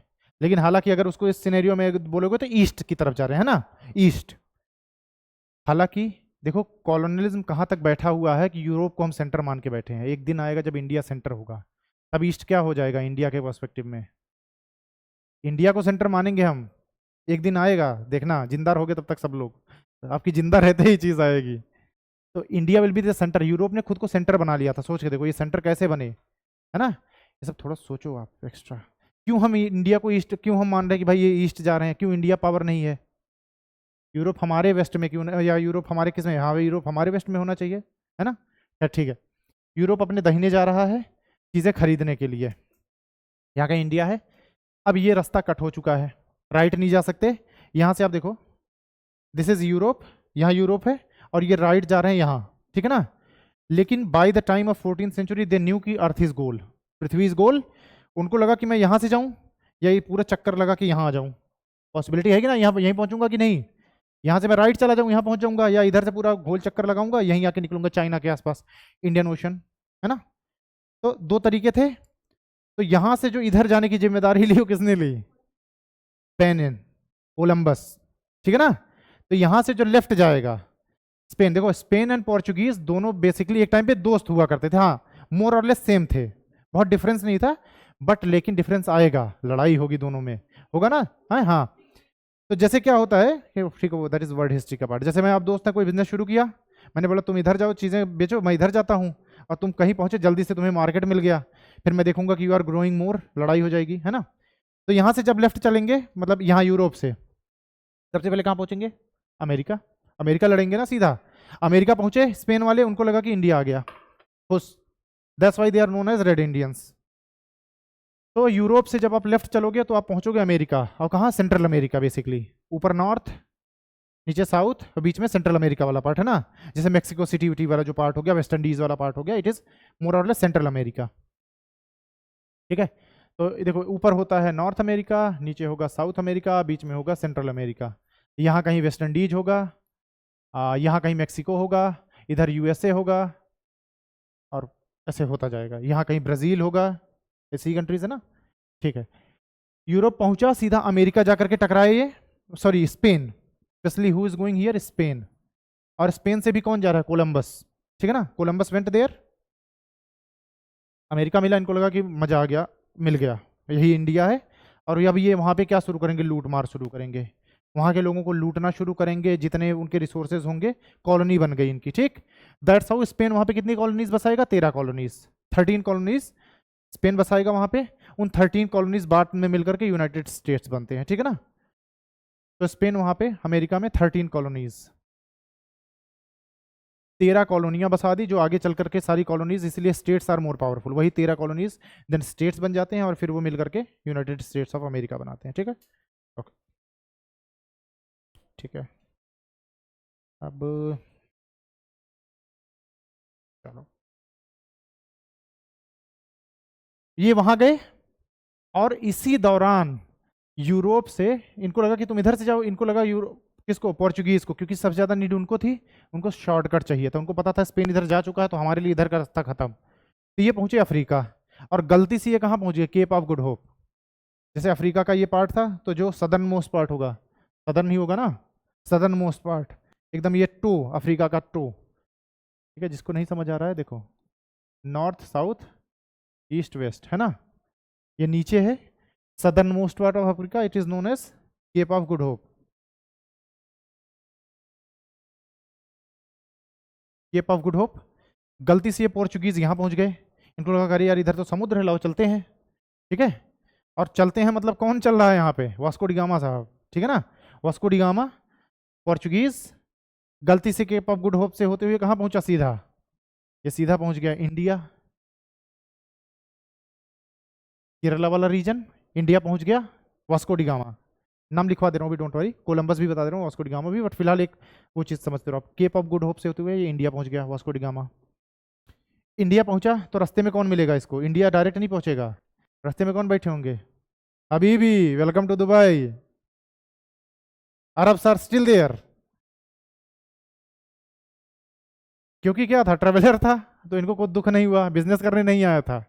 That is the different thing कि ज्यादा टाइम कुछ चीजें ले जा करके बेचेगा और 800 गुना प्रॉफिट कमाएगा, वास्को डी गामा, है ना। तो यहाँ अरब्स बैठे हुए थे, तो बोले तुम किधर जाती, तो बोला घूमने, ठीक है जाओ, ठीक है। तो इसको ये तो पता चल गया कि रास्ता है, अब इसको अपने भाई बंधु को बताना था। अब बात ये थी नेटवर्क नहीं था उस टाइम पे यहाँ, नहीं तो ये लोकेशन भेज देता, इसको वापस आना पड़ा, all the way came back to Portugal, मतलब उस एरिया में आया, मेडिटेरियन सी वाले पोर्चुगीज को बताया कि भाई रास्ता खोज लिया, ठीक है, अब तुम बंदे लेकर आ जाओ, रास्ता खोज लिया, तुम बंदे लेकर के चलो, ठीक है। तो अब जो कंट्रीज सी को डोमिनेट करेंगी, आज का सिनेरियो यही है, ये उस टाइम से भी चला रहा, आज का सिनेरियो, जो सी को डोमिनेट करेगा वर्ल्ड पावर डोमिनेट करेगा, ठीक। तो sea was dominated in 15th century, the sea was dominated by two powers, Portuguese and Spanish, sorry हाँ स्पेनिश ना। तो ये दोनों पावर्स पूरी 100 ईयर्स वर्ल्ड पावर बनकर के कौन इमर्ज होगा, आज के टाइम पे जो ये एयर और जो सी को डोमिनेट कर सकता है, जिसके पास ज्यादा लड़ाकू विमान, जिसके पास ज्यादा submarines, he will be the world power, और यही चलता रहेगा। उस टाइम पे क्या था, क्योंकि विमान हुआ नहीं करते थे, तो जो सी को डोमिनेट करता था वो पूरे वर्ल्ड को डोमिनेट करता था। और ब्रिटिश के पास मैंने बोला कि नेवी थी जो उनकी पावर थी, यूरोप के पास ही बेसिकली पूरे नेवी थी। तो पोर्चुगीज के पास नेवी है, स्ट्रांग नेवी है, स्पेनिश के पास स्ट्रांग नेवी है, इसीलिए they are dominating the sea and they are dominating the world power currently. जो सी को डोमिनेट करेगा वो वर्ल्ड पावर को डोमिनेट करेगा। आज का सिनेरियो है, इसलिए समुद्र की लड़ाई चल रही है, इंडिया को अपना चाहिए, चाइना कोशिश कर रहा है कि हम घुस जाएं, उधर मोनोपोली बना के बैठे हैं बाकी लोग, अटलांटिक ओशन और इधर, है ना। तो जो सी को डोमिनेट करेगा, लैंड तो नाम का है, it is limited, sea is unlimited, तो जो सी को डोमिनेट करेगा, अथाह रिसोर्सेज है ना सी पे, आप सोचिए देखो कितने सारे रिसोर्सेज हैं, अभी तो बहुत सारी ऐसी जगह चीजें जो अभी तक खोजी भी नहीं गई, पता लगे वकांडा वकांडा निकला है सी के नीचे से, है ना। ठीक है। तो कुछ जो इंपॉर्टेंट चीजें थी, कोलंबस कब पहुंचा, इन 1492, ठीक है ना, 1492 कोलंबस। ऑब्वियसली स्पेनिश कहाँ पहुंचेगा, अमेरिका। कोलंबस डिस्कवर्ड नहीं, discovered the route of America, America को नहीं खोजा, अमेरिका का रास्ता खोजा, ठीक। तो ये पहुंचा अमेरिका, ठीक, okay. Then Vasco da Gama का क्या टाइम था, 98, 1498, वास्को ड गामा, गामा पहलवान, डी नहीं है ये, ड है, ड है, अच्छा ये, हाँ ये वी हो सकता है, इसका मुझे नहीं पता, ये क्या पता है मुझे। वास्को डी गामा कहाँ रूट खोजा इसने, इंडिया का, ठीक है ना। He discovered the route of India via Cape of Good Hope, ठीक है ना। एंड देन 15th सेंचुरी में बेसिकली, तो वास्को डी गामा वापस आएगा, टाइम लगेगा, तुरंत थोड़ी वहीं से मैसेज कर दिया कि हाँ भाई आ जाओ, प्लेन पे बैठे पहुंच गए, नहीं। तो by 15th century, exact year is like 1515, Portuguese कहाँ पहुंच गए, चाइना भी पहुंच गए, पोर्चुगीज पहुंच गए चाइना, ठीक है ना। तो 16th सेंचुरी में, ठीक, 15th सेंचुरी में वास्को डी गामा साहब पहुंचे इंडिया, वापस गया तो बुढ़ा हो जाएगा लौटते लौटते, है ना। लेकिन जाकर के सामान बेचेगा, कहेगा जीवन सफल हो गया, 800 गुना प्रॉफिट में बेच रहा हूँ, ये सामान ले जाकर के बेचेगा, कुछ चीज़ें ज़्यादा टाइम में से इलायची उलायची भर ली जेब में, बेचूंगा ले जाके। अरेबियंस बैठे थे ना, कहेंगे भाई तलाशी दो, है ना। अब ये वो तो पहनता नहीं कि अंदर बोरी भर ले, अरेबियंस वाला वो ड्रेस होता है ना, अंदर कुछ भी भर लो, 3-4 बोरी वोरी बांध लो, कौन नहीं पता चल रहा, तो थोड़ा मोटे हैं, ठीक है। कोई वो मेटल डिटेक्टर वगैरह तो था नहीं, लॉन्ग वोंग भर के ले जाओ, ठीक है, हो सकता मुंह में भर के लेके गया हो। अरे अच्छा खासा दाम मिलेगा, एक मुट्ठी अगर मुंह में भर के ले गया होगा। अरब सी को से पार करना, उसके बाद निकाल के रख लो, हाँ थोड़ा डिस्काउंट में, थोड़ा गीला हो गया पानी से क्या फर्क पड़ता है है ना। अरे भाई इस is stuffed by saliva stuffed by saliva, है ना, कीमत बढ़ गई, एंटीबायोटिक, है ना। ठीक है, ठीक है, ओके। तो अब देखो, जो वर्ल्ड पावर है उसको डोमिनेट 15th सेंचुरी में, यहां से ये क्लियर हो जाता है कि the world power will be dominated by, तो 15th सेंचुरी में दो डोमिनेशन होगा, एक होगा स्पेन का, Spain will be dominating which area, American area, और Portuguese will be dominating this whole Asian area, है ना। 15th सेंचुरी में स्पेन डोमिनेट कर रहा है अमेरिका को, and then these Portuguese they are dominating the Asia. Asia dominate करने के लिए क्या करना होगा, हैं, अरेबियन ट्रेडर्स को मार के भगाएंगे। जब ये आर्मी लेकर के आएंगे तो सबसे पहले किसको एलिमिनेट करेंगे, अरेबियन ट्रेडर्स को। तो ये आर्मी लेकर आ रहे थे, एक शिप इनकी थोड़ी आगे थी बाकी पीछे थी, अरेबियन ट्रेडर्स को लगा अच्छा अकेले लेकर आए और को घेरते हैं, तो बोला किधर जाती, कहा 2 मिनट रुको अभी बताते हैं तो तक 2 मिनट में देखा बाकी लोग आ गए, कर आप पूछो क्या पूछ रहे थे, तो बोला कि कुछ पूछ नहीं रहे थे, हम तो ऐसे ही जा रहे थे, आप रास्ते में मिल गए, हम चले जाते हैं। वो लड़े नहीं, क्योंकि उनके पास आर्मी नहीं थी, वो सिर्फ व्यापारी थे, उनको पता था मारे जाएंगे, बहुत बुरी तरीके से मारे जाएंगे, इसलिए वो चुपचाप लौट गए, ठीक है ना। फिर वो जाकर के मुगलों से मिलेंगे कि साहब ऐसा ऐसी बात रही, थोड़ा देख लो, है ना, ठीक है। तो पोर्चुगीज बेसिकली दे रिमूव्ड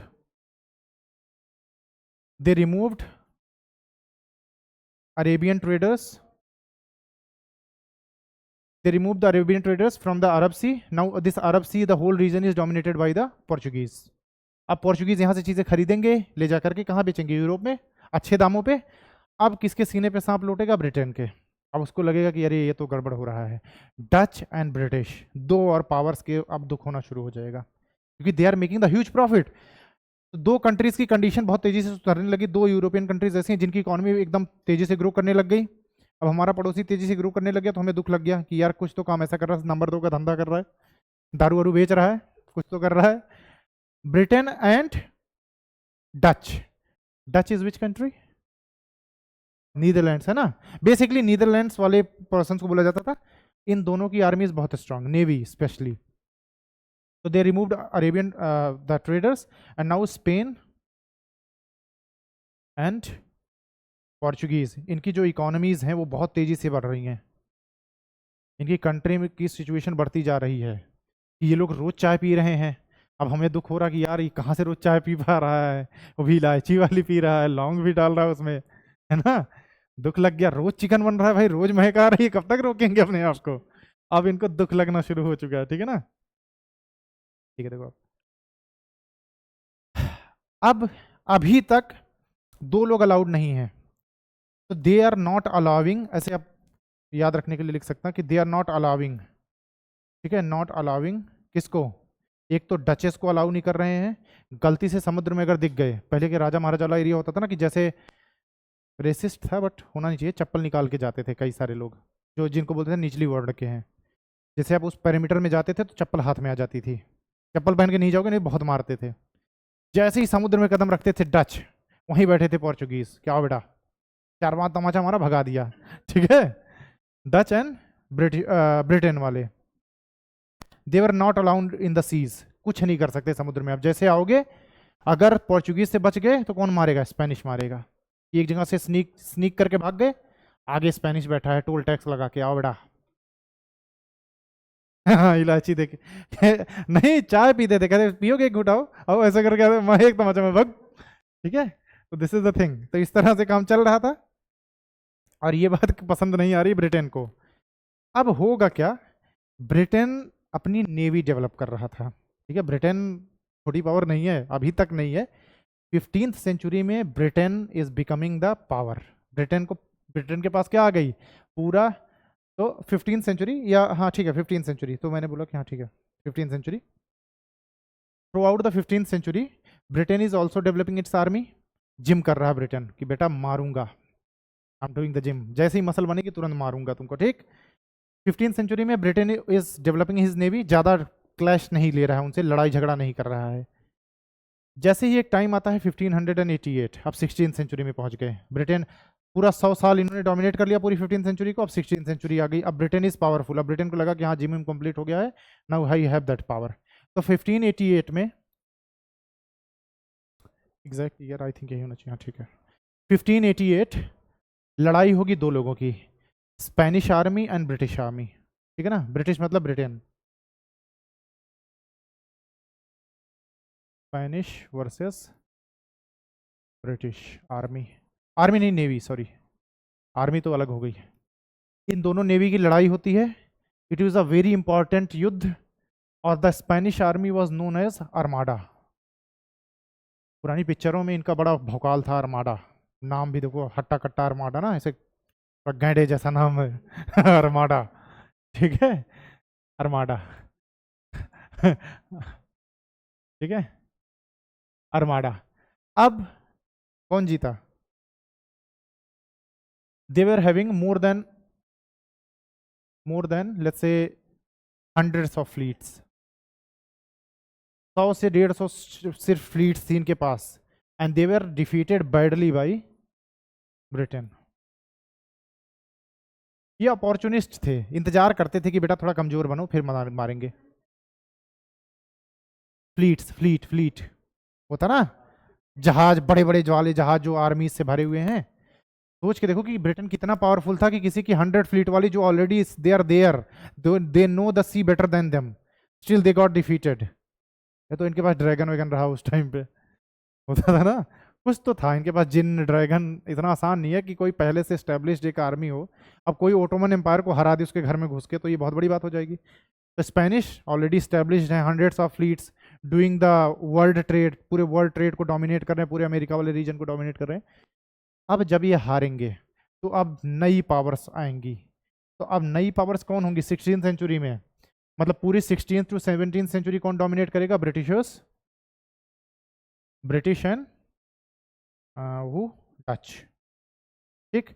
अच्छा एक पर्सन और है अभी यहाँ, पोर्चुगीज भी तो हैं, स्पेन हारा ना, पोर्चुगीज आर स्टिल देयर। तो एक चीज आप याद रखना, फ्रेंच और सॉरी ये स्पेनिश और पोर्चुगीज अभी तक नाम साथ आ रहा है, इसका मतलब ये दोस्त नहीं थे। इस बैटल के जस्ट पहले, कुछ सालों पहले, स्पेन ने क्या किया था? पोर्चुगीज को खत्म कर दिया था मार करके, ठीक। तो Spain defeated Portuguese, Portuguese already कमजोर थे, मैंने बोला ना, देखो आप। तो दिस ब्रिटेन इज अपॉर्चुनिस्ट, ये देख रहा है कि दो लोगों की लड़ाई हुई, दोनों कमजोर हैं, एक हार जाएगा दूसरा कमजोर हो जाएगा, मैं उस पर अटैक कर दूंगा, अपॉर्चुनिस्ट है ना। तो स्पेन डिफीटेड पोर्चुगीज, तो पुर्तगाल का भी हालत खराब है। Portuguese they are already defeated, their military navy is already weak, तो वो पहले ही लड़ाई से बाहर हो चुके हैं। अब स्पेन, क्योंकि दे आर वीक, जस्ट अभी बैटल से बाहर आए हैं, रिकवर नहीं कर पाए हैं, ब्रिटेन उन पे अटैक करता है, एंड ब्रिटेन एंड डच। अच्छा एक चीज और जानो आप, यहाँ पे किसकी नेवी ज्यादा पावरफुल होगी? गलत फहमी है, their navy was most powerful at that time. Dutch ने ब्रिटिशर्स को हरा दिया था, इनका नाम साथ आ रहा है, इसका मतलब ये दोस्त नहीं है। ब्रिटिशर्स चाहते थे इंडोनेशिया पे कब्जा, और डच वहां पहले पहुंच गए थे। श्रीलंका और Indonesia will be captured by the Dutch, British और डच की लड़ाई होगी, and the Britishers will be defeated badly. तो इनकी नेवी इज मोर पावरफुल, पहले आप याद रखना। अरे नीदरलैंड के लोगों की बात कर रहे हो, सोच के देखो, जेनेटिक्स सुन के, है ना। तो navy is more powerful and their navy इनके पास है, बट हाँ ये आगे चल के डिफीट करेंगे, अभी वहां तक पहुंचते हैं, फिलहाल यहाँ तक क्लियर है? क्लियर है? बोर हो रहे हो क्या? लिखवाना शुरू करूँ क्या कुछ कुछ? थोड़ा दिमाग एक्टिव हो जाएगा, बताओ 25-30 पेज लिखवा दूं जल्दी से ठीक है, अगर लग रहा है बोरिंग हो रहा है तो बताओ, लिखवाना शुरू करूं? ठीक है, अच्छा नहीं लग रहा ना, ठीक है, खुश रहो फिर। तो 16th सेंचुरी को हम बोलेंगे, सॉरी 17th सेंचुरी को, it will be the rise of Britishers and duchess.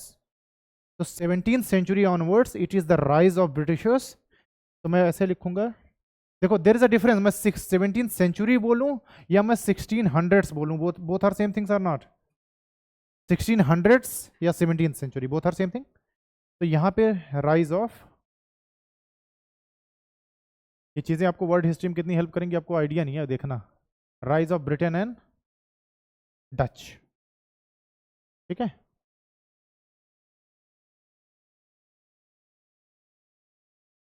हाँ भाई, 17th सेंचुरी इनका, 18th सेंचुरी फ्रेंच का। 1700s में राइज ऑफ फ्रेंच। फ्रांस भी ये चीज देख रहा है, उसको भी चाहिए, लेकिन वो अब वो जिम करना शुरू करेंगे, कहेंगे तुम पावर बने अब मैं जिम ज्वाइन करूंगा, फिर ये जिम करेंगे, फिर ये भी पावरफुल होंगे, और फिर दो पावरफुल लोग, फिर इसका मतलब द कन्फ्लिक्ट बिटवीन देम, है ना। अब एक फायदा हुआ जिसकी वजह से ब्रिटेन को फायदा मिल गया। 1750s में इंडस्ट्रियल रिवोल्यूशन शुरू हो गया ब्रिटेन में, ठीक। ब्रिटेन वॉज लकी, मतलब भगवान ने थोड़ा कहोगे साथ दिया, किस तरह से बताता हूं आपको। तो by 1750s onwards industrial revolution started, industrial revolution which is also known as औद्योगिक क्रांति। औद्योगिक क्रांति शुरू हो गई थी 1750s onwards, ठीक है। इंडस्ट्रियल रिवोल्यूशन इज व्हाट, जो काम हाथ से हो रहा है वो मशीनों से होगा, इट्स नथिंग बट द, काम पहले भी हो रहा था, अब वो काम बस मशीनों से हो गया, है ना। तो they will be owning machines, तो यहाँ पे क्या होंगी, इनके पास मशीन्स होंगी, इसीलिए डोमिनेट करेंगे। इंडिया में हम चरखा चला के कपड़ा बना रहे हैं, इन्होंने जितना में हमने एक टी शर्ट बनाई, इन्होंने पूरे गांव के कपड़े बना दिए। दिस इज द डिफरेंस, है ना। भाई जहां से ज्यादा काम हो रहा है तो कच्चा माल उठाते थे, वहां ले जाके करते थे, और ऐसे काम चल रहा था, ठीक। ओके, दो सिनेरियो होता, आप देखो इंडस्ट्रियल रिवोल्यूशन से बिफोर अगर मैं बोलूं, इससे पहले दो काम हुआ इंग्लैंड के साथ, एंड देन आफ्टर सिनेरियो। पहले क्या होता था, बाद में क्या होगा बताओ। जब now you have the machines, now you are more independent. तो पहले क्या होता था ब्रिटेन के साथ, मतलब अगर मैं खरीदने वाली पर्सपेक्टिव में बोलूं, खरीदने बेचने वाले, पहले ये चीजें खरीद करके ला रहे हैं, अब क्या हो रहा है बताओ जरा, what is the difference Shaurya. ठीक है, तो अगर मैं इसको ऐसे लिखूं कि before industrial revolution Britain used to buy products outside of Europe, now they are selling the products outside of Europe, it is, समझ आ रहा ना। तो बिफोर क्या हो रहा था, they were buying the products, buying products कहां से, outside of the Europe. Europe से तो खरीद ही रहे थे, लेकिन बाकी मेजर प्रोडक्ट्स कहाँ रहते, outside of the Europe. India, Indonesia, China से चीजें खरीद रहे थे, और आफ्टर रिवोल्यूशन क्या हुआ, now they are selling the these products outside of the Europe. Difference है कि नहीं, पहले मैं खरीद रहा था बाहर से, अब मैं इतना कैपेबल हूँ मैं वहीं से वहीं बेच रहा हूँ चीजें। Shashwat, is it clear. तो now they are selling these products, selling products outside of Europe.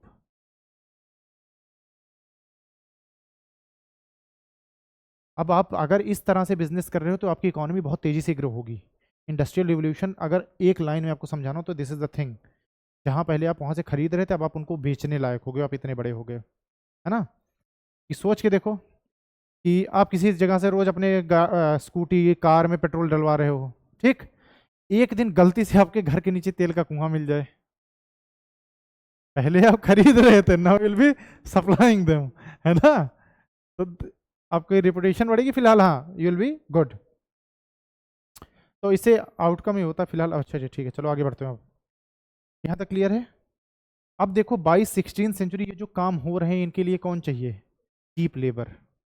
Europeans एक और काम में लगे हुए थे, आपको पता था उस टाइम पे ट्रेडिंग कंपनीज होती जो स्लेव्स में डील करती थी, स्लेव ट्रेडिंग कंपनीज। सोच के देखो आदमियों की खरीद बेच हो रही है ना। और वही यूरोपियंस आज कहते हैं कि slavery is very heinous act. जब तक आपका काम उन लेबरों से हो रहा था, आपने उनको खूब एक्सप्लॉइट किया, जिस दिन आपके पास मशीन आ गया बोले अरे ये तो बड़ा खराब काम है। स्लेवरी कब बैन की गई, हाँ बताना जरा, स्लेवरी कब बैन हुई। ठीक है, आफ्टर 1832 या 1833, एग्जैक्ट ईयर देखना पड़ेगा, बट हाँ 19th सेंचुरी में स्लेवरी बैन हुई। कब बैन कर रहे हैं, जब they are fully independent on machines. अब मेरे पास मशीन्स आ गई तो अब मैं बोलूंगा अरे ये चीज बड़ी खराब है ना। हिपोक्रेसी। इन्होंने मतलब स्लेव्स को, स्पेशली अफ्रीकन को इतना परेशान किया जो आप सोच नहीं सकते। जैसे मुर्गे की गाड़ियां भर के जाती, कभी देखा है सड़क पे, ऐसी स्लेव्स भर के जाते थे, आधे रास्ते में मर जाते लिटरली। अगर मतलब इस कितना, जैसे ये है ना, इसी में कम से कम 15 लोगों को भर देते थे वो लोग, केजेस में, पिंजरों में जाते थे वो। ठीक है, चलो जरा स्लेव ट्रेड का वो रूट समझाता हूँ आपको। स्लेव ट्रेड ये प्रीलिम्स के पर्सपेक्टिव से थोड़ा इंपॉर्टेंट चीजें हैं, इसलिए थोड़ा इनको बता दे रहा हूं आपको।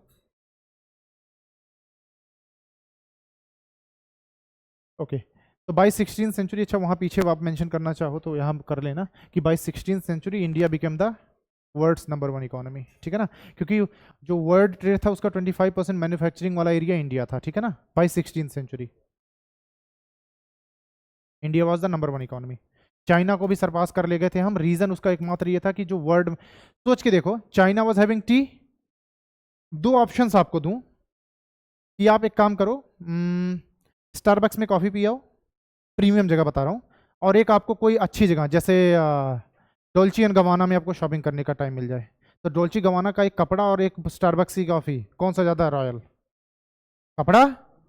कपड़ा was consider to be more royal, और कपड़ा कहाँ मिल रहा था? टेक्सटाइल इज इंडिया, और टेक्सटाइल वाले एरिया को कब्जा कौन करके रखा था? ब्रिटेन, है ना, तो कपड़ों की मांग ज़्यादा बढ़ गई, इसीलिए ब्रिटेन की इकोनॉमी ज़्यादा ग्रो कर गई। और जो डच जिन्होंने सोचा था स्पाइसेस, स्पाइसेस बिकम आम, धीरे धीरे उनकी वैल्यू खत्म होती गई, क्योंकि लोग उगाने लग गए चीज़ें। एक टाइम होगा ना, खाना कब तक खाओगे? कपड़े रोज नए नए पहने बहुत मजा आएगा, तो कपड़े बिकेम द मोर क्या रॉयल, एंड मसालों का जो वो था रेपुटेशन वो थोड़ा कम आ गया। रोज रोज चाय पी रहे हैं, एक ही टेस्ट, एक ही चीज़, कहीं में जा रहा है, रोज बदल बदल कपड़े पहन रहे, कभी लाल कभी पीला कभी हरा नीला है ना, ठीक है, तो दिस इज द थिंग। अच्छा, इससे पहले मैं स्लेवरी का वो शुरू करूं, बताओ स्लेव किसे कहते हैं? कुछ पूछ रहे थे क्या? अच्छा ठीक है, बताओ स्लेव्स। तब तक मैं जरा मैप ड्रॉ करता हूँ, अफ्रीका का मैप बनाता हूँ। ये अफ्रीका है, ठीक ये है, आपको पता नहीं लेकिन है, ठीक है, हाँ।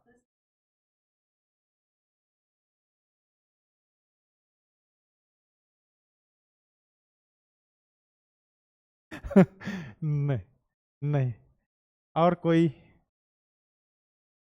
ठीक है, मोर और लेस ठीक है, मतलब शाश्वत इतना गलत नहीं बताया तुमने, ठीक बताया है, ना तो थोड़ा सा और उस टाइम के हिसाब से, यस शौर्य, चलो ठीक है। हाँ, बेसिकली एक लाइन में बोलूं, व्हेन ह्यूमंस आर ट्रीटेड और ट्रेडेड लाइक अ कमोडिटी, आदमियों की खरीद बेच शुरू हो जाए एज अ कमोडिटी, है ना, तो they are called slaves. Human trafficking is, trade is what, आपको खड़ा करके बेच रहे हैं, ह्यूमन ट्रैफिकिंग बोटी बोटी करके बेचेंगे, this is human trafficking. Clear है ना, ऑर्गन्स बेचे जाते हैं आपके, you don't have any value, your organs have the value, ठीक है, ठीक है, ओके। ये देखो, एन ए है, ये एस ए है, एंड देन सी ए है, north America, south America, central America, somewhere here, कहाँ पे? यहाँ पे कहीं, ठीक है, यहाँ कहीं मेक्सिको सिटी होगी, मेक्सिको, यहाँ कहीं यूएस होगा, न्यूयॉर्क होगा, बाकी जगहें होंगी, और यहाँ पे एक जगह होगी न्यू ओरलिन्स, ठीक है, जिसको ये सब मुश्किल लग रहा है परेशान मत हो, सब आसान है, ठीक है, यहाँ इसका रिलेवेंस एक समझा पाऊँ आपको थोड़ा, इसलिए बता रहा हूँ, ठीक है। अच्छा, यहाँ सेंट्रल अमेरिका आया, तो यहाँ कहीं वेस्ट इंडीज आएगा, ठीक है, वेस्ट इंडीज में ब्लैक्स हैं, इसका ये मतलब नहीं कि वो अफ्रीका में आता है, पहले ये क्लियर रहना है ना, वेस्ट इंडीज समवेयर हियर, ऐसे छोटा सा आइलैंड जैसा, है ना, देन यहाँ पे आएगा क्या? कार्टेजिना, नाम सुना है, ठीक है, then comes somewhere here Brazil, मतलब एकदम रफ आइडिया बता रहा हूँ आपको समझाने के लिए कि स्लेव ट्रेड होता कैसे था, Brazil is somewhere here, and then Brazil के जस्ट ऊपर होगा सेल्वाडोर, ठीक है, नहीं क्या? ठीक है, मैप देख लेना, नहीं समझ आए तो, ठीक है, and then here somewhere here will be Paramaribo, ठीक है, ये साउथ अमेरिका वाला मोटा मोटा पार्ट, एंड दिस इज, अच्छा इस तरफ होंगे, एक जगह होगी Lima, here somewhere here Lima, and then Valparaiso, जो भी पढ़ लो, पता नहीं कौन सी भाषा है ये, पेरा, आई पे ना, आई पे ऐसे एक टेढ़ा सा वो लगा देना, मतलब एग्जैक्ट वो नहीं थी, नुक्ता बोलते हैं in Hindi, what do you call it, Valparaiso जो भी है, ठीक है, मुंह में थोड़ा पानी भरना, फिर बोलने की कोशिश करना, वो हो जाएगा। So this is the place, Valparaiso, जिसको नहीं दिख रहा है ऐसे देख लो, क्लियर है। अब चलो अफ्रीका की तरफ आते हैं। अच्छा, इसके बीच में कौन सा ओशन होगा Akash? Europe, sorry Africa and then this thing ऊपर यूरोप। कौन सा ओशियन? जल्दी बताओ, जल्दी बताओ, चुप रहो। ठीक है, इनके बीच में अटलांटिक ओशियन है ना, समवेयर हियर, मतलब यहीं पे मैं लिख दे रहा हूँ।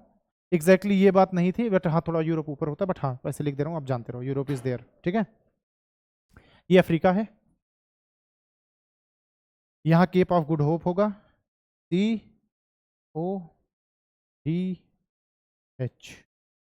Cap of Good Hope. ठीक है,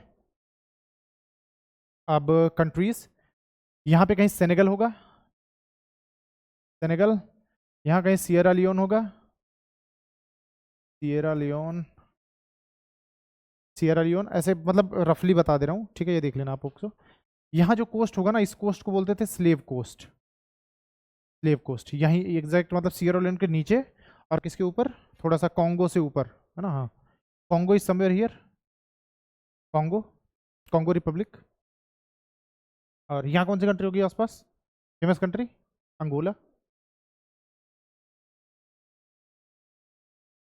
मेजरली ये रीजन्स हैं जहां से क्या होते थे, स्लेव्स उठाए जाते थे, है ना। अब देखो इन सारे रीजन से जितना मैंने बोला है, Senegal, Sierra Leone, Congo, Angola, और ये जो कोस्टल रीजन्स हैं, यहाँ से यूरोपियंस आते थे। ऐसे नहीं होगा, देखो दो तरीके होते थे। इंडियंस को जब बाहर लेके जाया गया फीजी वगैरह के लिए, तो that was the contractual labour. You are an Indian, I am British, मैं आया, मैं बोला कि एक कॉन्ट्रैक्ट करते हैं, आप हमारे साथ चलो, हमारी खेती वेती में मदद करोगे, आपको पैसे देंगे।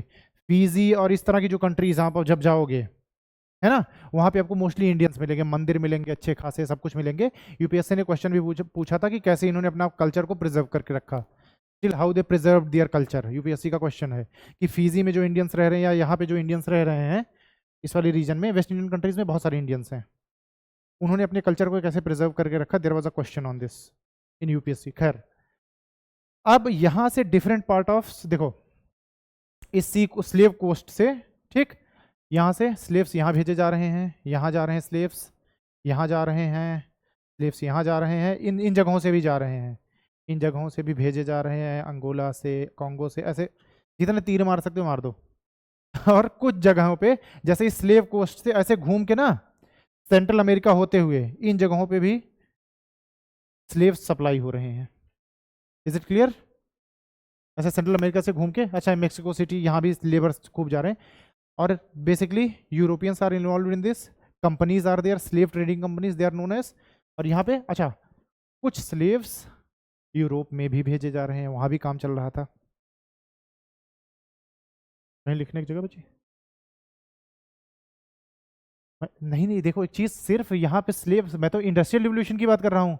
There is a called, what is this thing, it was agrarian, tobacco की खेती। किस लिए भेजे जा रहे हैं वो मैं बताने वाला था। ठीक है, टोबैको की खेती हो रही है, चाय की खेती हो रही है, मतलब इन सारी चीज़ों की, mostly tobacco, coffee, cotton, sugar, इन सब की जो खेती हो रही। Cuba was there, Cuba Havana, Cuba capital is Havana, bowl of sugar, चीनी कटोरा बोला जाता है। यहाँ शुगर उगर पैदा होगा तो कौन चाहिए, चीप लेबर, चीप लेबर मतलब स्लेव्स।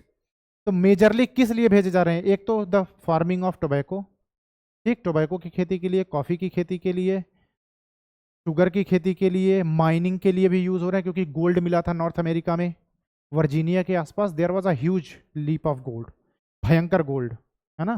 तो लोग भागे कि अरे सोना सोना सोना, ठीक है। ओके,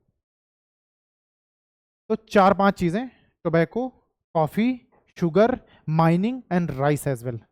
कोस्टल कंट्रीज, राइस, चावल, है ना। उड़ीसा आप जाओगे तो वहाँ चावल ही चावल मिलेगा, पानी जहाँ ज़्यादा होगा वहाँ चावल ही मिलेगा, ठीक है। तो चार पांच चीज़ों की भयंकर खेती हो रही है, जिससे they are making the huge profit, ठीक। और उस ह्यूज प्रॉफिट को बनाने के लिए आपको लेबर्स चाहिए, और लेबर्स सबसे बेस्ट ये बेचारे, यही लोग क्यों, जरा बताओ।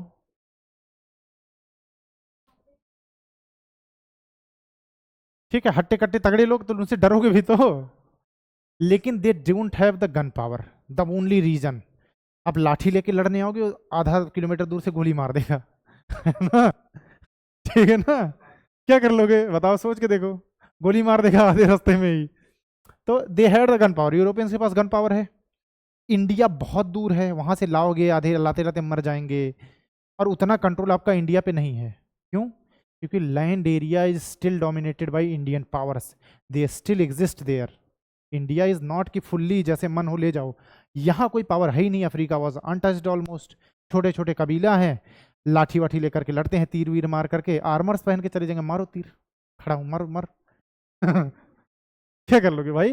वो तीर उस आर्मर को पेनिट्रेट नहीं कर सकते भाई। जो आर्मर बुलेट्स के लिए बना, तीर थोड़ी पेनिट्रेट कर लेगा उसको, अनलेस आपका पास आर्मेनियम ओनियम हो तो बात अलग है, ठीक है। तीर के पॉइंट पे आर्मेनियम लगा दिया। खैर, तो इस तरह से स्लेव ट्रेड होता था 16 टू 18 सेंचुरी। अगर मैं मोटा मोटा बोलूँ तो 1650 से 1860 तक ये जो पूरा चीज़ हुई, 1650 से 1860 तक लगभग how many, okay, 15 million to 25 million slaves were traded. 15 million मतलब कितना यशिका है, ठीक है, 1.5 सीआर से 2.5 करोड़ लोग, सोचो, भेड़ बकरियों की तरह भर के भेजे गए। इतने लोगों को भेजा गया, यहाँ से यूरोप, यहाँ से वहाँ, वहाँ से यहाँ, और आधे तो मर गए बेचारे रास्ते में, क्योंकि बहुत बुरी तरीके से लेकर के जाते थे। एक शिप पे हो आप, जहाँ पे आप एकदम कैद हो, पिंजरे में रखे हुए हो, तो मोस्ट ऑफ देम डाइड, है ना। फिर ये लोग कहते हैं कि स्लेवरी अच्छा नहीं है। हाँ, एग्जैक्ट ईयर इज 1833, जब ब्रिटेन ने स्लेवरी को अबॉलिश कर दिया। एक एक्ट पास किया कि slavery is no more legal, it's a illegal tender, ठीक है। तो slavery was abolished in 1833 by the Europeans, British specially. तो ब्रिटेन ने आगे चल के 1833 में स्लेवरी को अबॉलिश कर दिया। क्यों अबॉलिश किया? क्योंकि मशीनें अब हमारे पास आ गई, हमको स्लेव्स की ज़रूरत नहीं है, तब हम सारी दुनिया को ज्ञान देंगे। पहले हम चीप फ्यूल यूज़ कर करके इंडस्ट्रियल रिवोल्यूशन कर लेंगे, कोयला वोयला जला के मारेंगे कि पूरा धुआं धुआं, पूरा इलाका धुआं धुआं हो जाएगा, है ना। फिर हम दुनिया को ज्ञान देंगे 200 साल बाद कि भाई आप तो चीप फ्यूल यूज़ करके और पोल्यूशन फैला रहे हो, है ना। तो यही बात है, जो पहले तरक्की कर लेता फिर वो ज्ञान देता है कि अरे ये तो सही तरीका नहीं है ना। ठीक है, ये समझ आया बेसिकली स्लेव ट्रेड वाला रूट।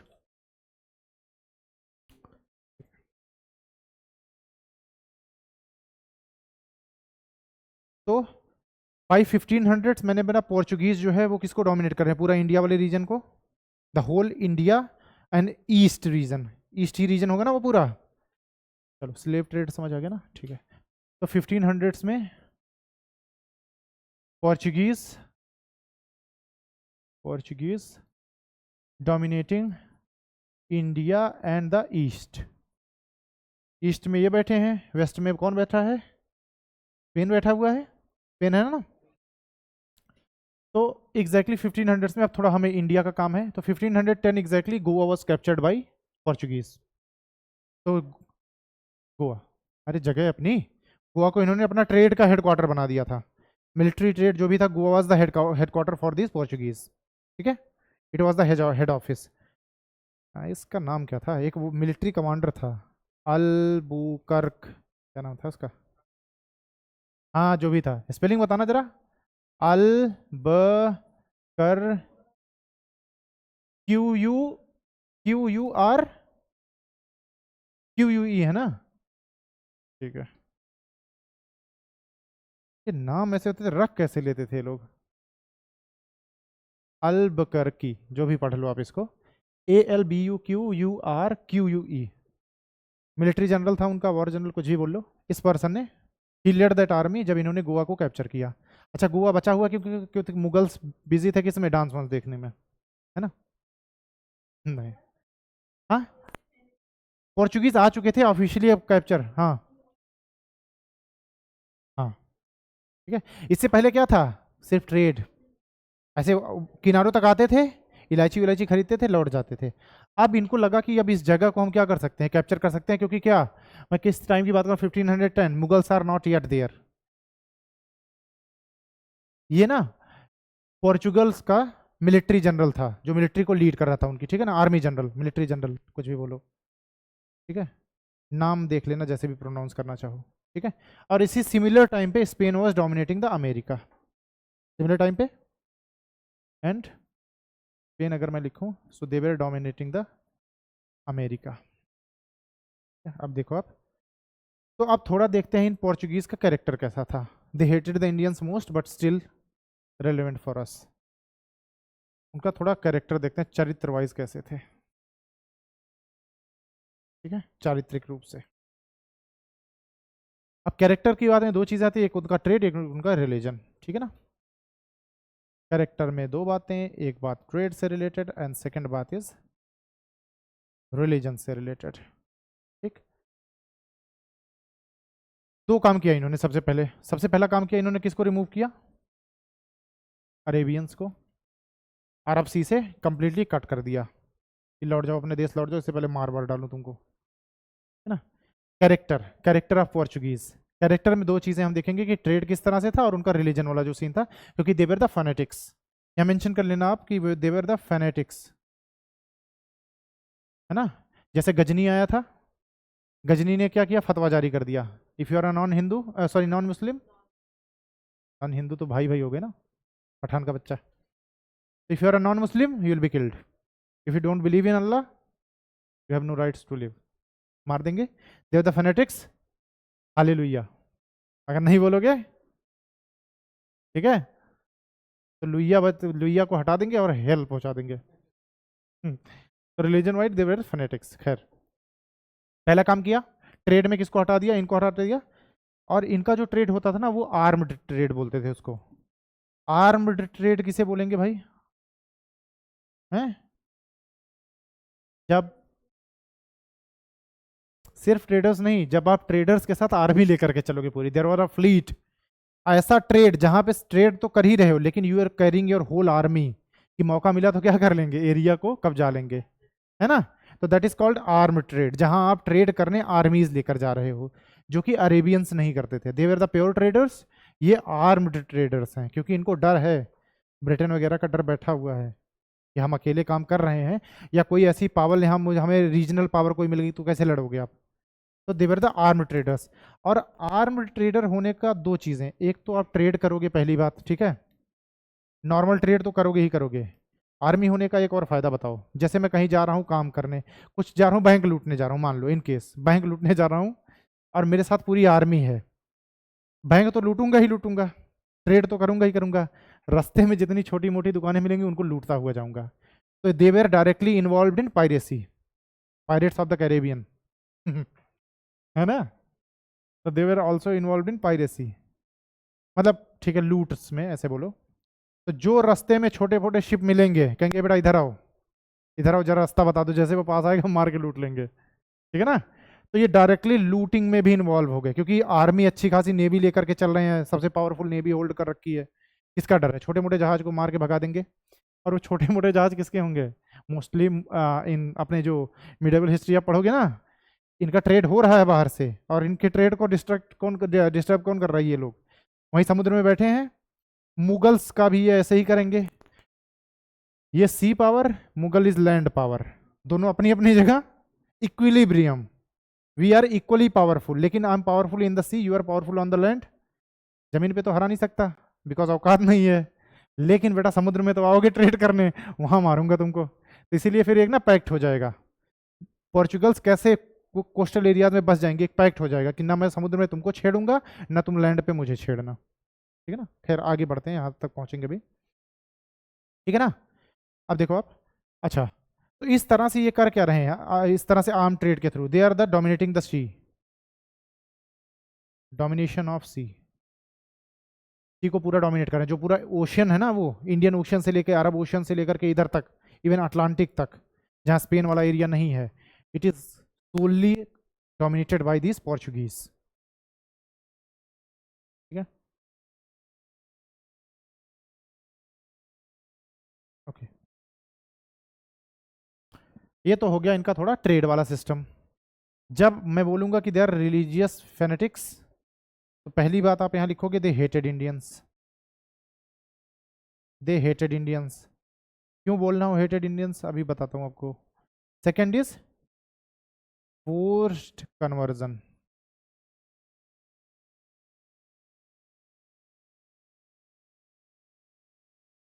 जब ये इंडिया में आ रहे हैं तो इंडियंस को मार काट लूट रहे हैं खूब, मतलब जो भी कर सकते हैं, जो इतना बर्बरता इमेजिन कर सकते हो, ये सब हो रहा है, मतलब अब्यूज हो रहा है, रेप्स हो रहे हैं, किलिंग हो रही है, अब डक्कर ले रहे हैं, मतलब जितनी चीज़ आप इमेजिन कर सकते हो, है ना। अब अगर कोई इंडियंस ऐसा कर दें तो ये खुशी वाली बात है, दुख वाली बात है? हैं? जैसे मान लो, मैं एक एग्जांपल देता हूँ, जैसे मान लो इनका, ये इंडियंस को, फॉर एग्जांपल एक विलेज है जहाँ पे लगातार ये लोगों को रेप कर रहे हैं, मार रहे हैं, चल रहा है। कुछ इंडियन आए, सेम काम उन्होंने कर दिया, इनकी वीमेंस को पकड़ा, रेप किया, मारा काटा, इनको मारा काटा। इज इट गुड और बैड? देखो, दो तरह से सोचने का तरीका, इसलिए मैं पूछ रहा था आपसे। इमोशनली इंटेलिजेंस, इसीलिए क्वेश्चन में इमोशनल इंटेलिजेंस होना बहुत जरूरी है। ये काम is heinous, rape is heinous act, that is a different thing. लेकिन दिस एक्ट, इन्होंने क्या किया, इन्होंने उस मोनोपोली को तोड़ दिया। आप एक आदमी से लगातार पिट रहे हो तो एक मोनोपोली स्टैब्लिश हो गई है। अब आपने एक बार उसको एक मुक्का मार दिया तो मोनोपोली तोड़ दी। उस सेंस में it is good, the act is not good. ठीक है, फ्रेंच जो है रेवोल्यूशन को, फ्रेंच रेवोल्यूशन जो हुआ था उसको सेलिब्रेट करते हैं। उस रेवोल्यूशन में हुआ क्या था, नेपोलियन ने 1.5 मिलियन लोगों को काट डाला था, गाजर मूली की तरह, डायरेक्टली 1.5 करोड़ लोगों को नेपोलियन ने काट डाला था। Still they celebrate that thing. तो वो उस चीज को सेलिब्रेट नहीं कर रहे, they are celebrating that breaking of monopoly, कि वो मोनोपोली टूटी है ना। तो ठीक है, खैर इसमें बहस हो गई थी मेरी एक बच्चे से बहुत लंबी। मैंने उसको समझाया, मैंने कहा आओ बेटा समझाता हूँ, इथिक्स पढ़ाता हूँ तुमको। ठीक है, ओके। अच्छा, तो जो मैंने चीज बोली, देखो, डोमिनेशन ऑफ द सीज, इससे एक फायदा हुआ कि they can negotiate the land powers. समझाता हूँ कैसे, जैसे सोच के देखो, डोमिनेशन ऑफ द सी से ये पॉइंट रिलेट होता है। जैसे दिस इज आवर इंडिया, अगर आप अरेबियन सी से या इंडियन ओशन से आते हो तो समवेयर हियर, यहाँ टकराओगे, या तो सूरत आएगा गुजरात, या तो फिर वो केरला वाला रीजन आएगा, अगर और घूम के जाओगे तो फिर नदन सरकार आंध्रा वाला रीजन। इसके अलावा कोई तरीका है? और कोई तरीका नहीं है ना। अगर उधर जाओगे कलकत्ता तो हुगली, मतलब बहुत घूम के जाना पड़ेगा। तो जनरली आप यहीं इन्हीं इन्हीं तटों पे मिलोगे, है ना। तो या तो कोंकण कोस्ट, मलाबार कोस्ट, इधर ही आप रहोगे, है ना। चलो, तो ये लोग यहाँ पहुंचे। चलो पोर्चुगीज लिख देता हूँ यहाँ पे, पोर्चुगीज ये यहाँ पहुंच गए हैं। They have the navy power, they are strong in the seas. यहाँ पे कौन बैठे हैं, मान लो ये टाइम आ गया मुगल्स का, they are the land powers, Mughals are there. क्योंकि उस टाइम पे 1500s बोल रहा हूँ, 1510 में गोवा तक पहुंचे, फिर धीरे धीरे आगे बढ़ेंगे, मुगल्स आर ऑल्सो देयर, पहुंच आ गए हैं धीरे धीरे, है ना। युद्ध बाद में होगा, आ तो गए ही थे, ठीक है। तो यहाँ पे कौन मेजर पावर की अगर मैं बात करूँ तो यहाँ पे मुगल्स बैठे हैं, और Mughals are what, land power. पूरा 100 साल डोमिनेट करेंगे ना, 100 साल में तो मुगल्स आ जाएंगे। They are the land power and they are the navy. इनके पास आर्मी, अच्छा एक और चीज़ आप याद रखना, मुगल्स के पास भी नेवी थी, बट वो नाम की नेवी थी, ठीक है ना। कि मतलब वो कब तक लड़ सकते थे, जब तक पैर के इतना तक पानी है, हम वो वाली नेवी है ना। तो जैसे हम, मतलब जब आप लोगों का भी कोई दोस्त हो जो छतरी हो, क्योंकि मैं हूं तो मैं मजा ले सकता हूँ, तो हम किसी का मजा लेते, जैसे मेरा कोई दोस्त हो जो छतरी हो, हम उसका कुछ काम कर रहा हो और वो सक्सेसफुल नहीं हुआ, तो हम उसको बोलते थे बेटा तुम द्वार पे मर मिटने वाले छतरी हो, है ना। द्वार पे मर मिटने वाले छतरी, समझ रहे हो, कि मेन लड़ाई हो उससे पहले। तो इनकी नेवी भी ऐसी थी कि ये द्वार पे मर मिटने वाले मुगल से, ये पानी में घुसे इतने तक तो ये नेवी है। उसके बाद ये खुद डूब जाते थे, ठीक है। तो they are the ocean powers, navy, and they are the land powers.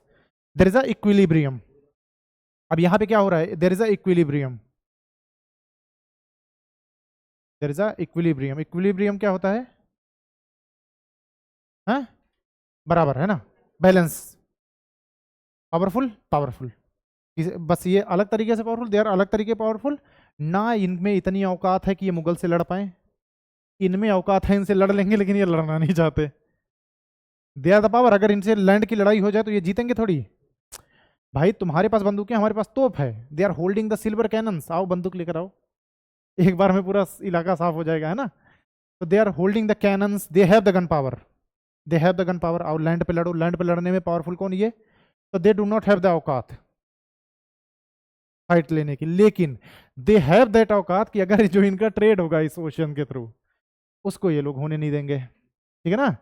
तो है ना कि ना खेलूंगा ना खेलने दूंगा, खेल बिगाड़ूंगा वाला सीन है, कि आगे चलो तो धूल उड़ाते चलो, पीछे वाले जोन पे धूल जाए, और पीछे चलो तो ऐसे एड़ी मारते मारते चलो है ना। सो दिस इज द थिंग कि टांग अड़ा दो। अब इसकी वजह से क्या होगा, कॉम्प्रोमाइज हो जाएगा। There is a compromise between the Portuguese and the Mughals और द इंडियन पावर्स। मुगल्स मत लिखना, इंडिया में और सारी पावर्स हैं, तो मैं सिर्फ इंडियन पावर्स बोलूंगा। इस इक्विलिब्रियम के चलते क्या होगा, there will be a compromise, compromise between Portugals and Indian powers.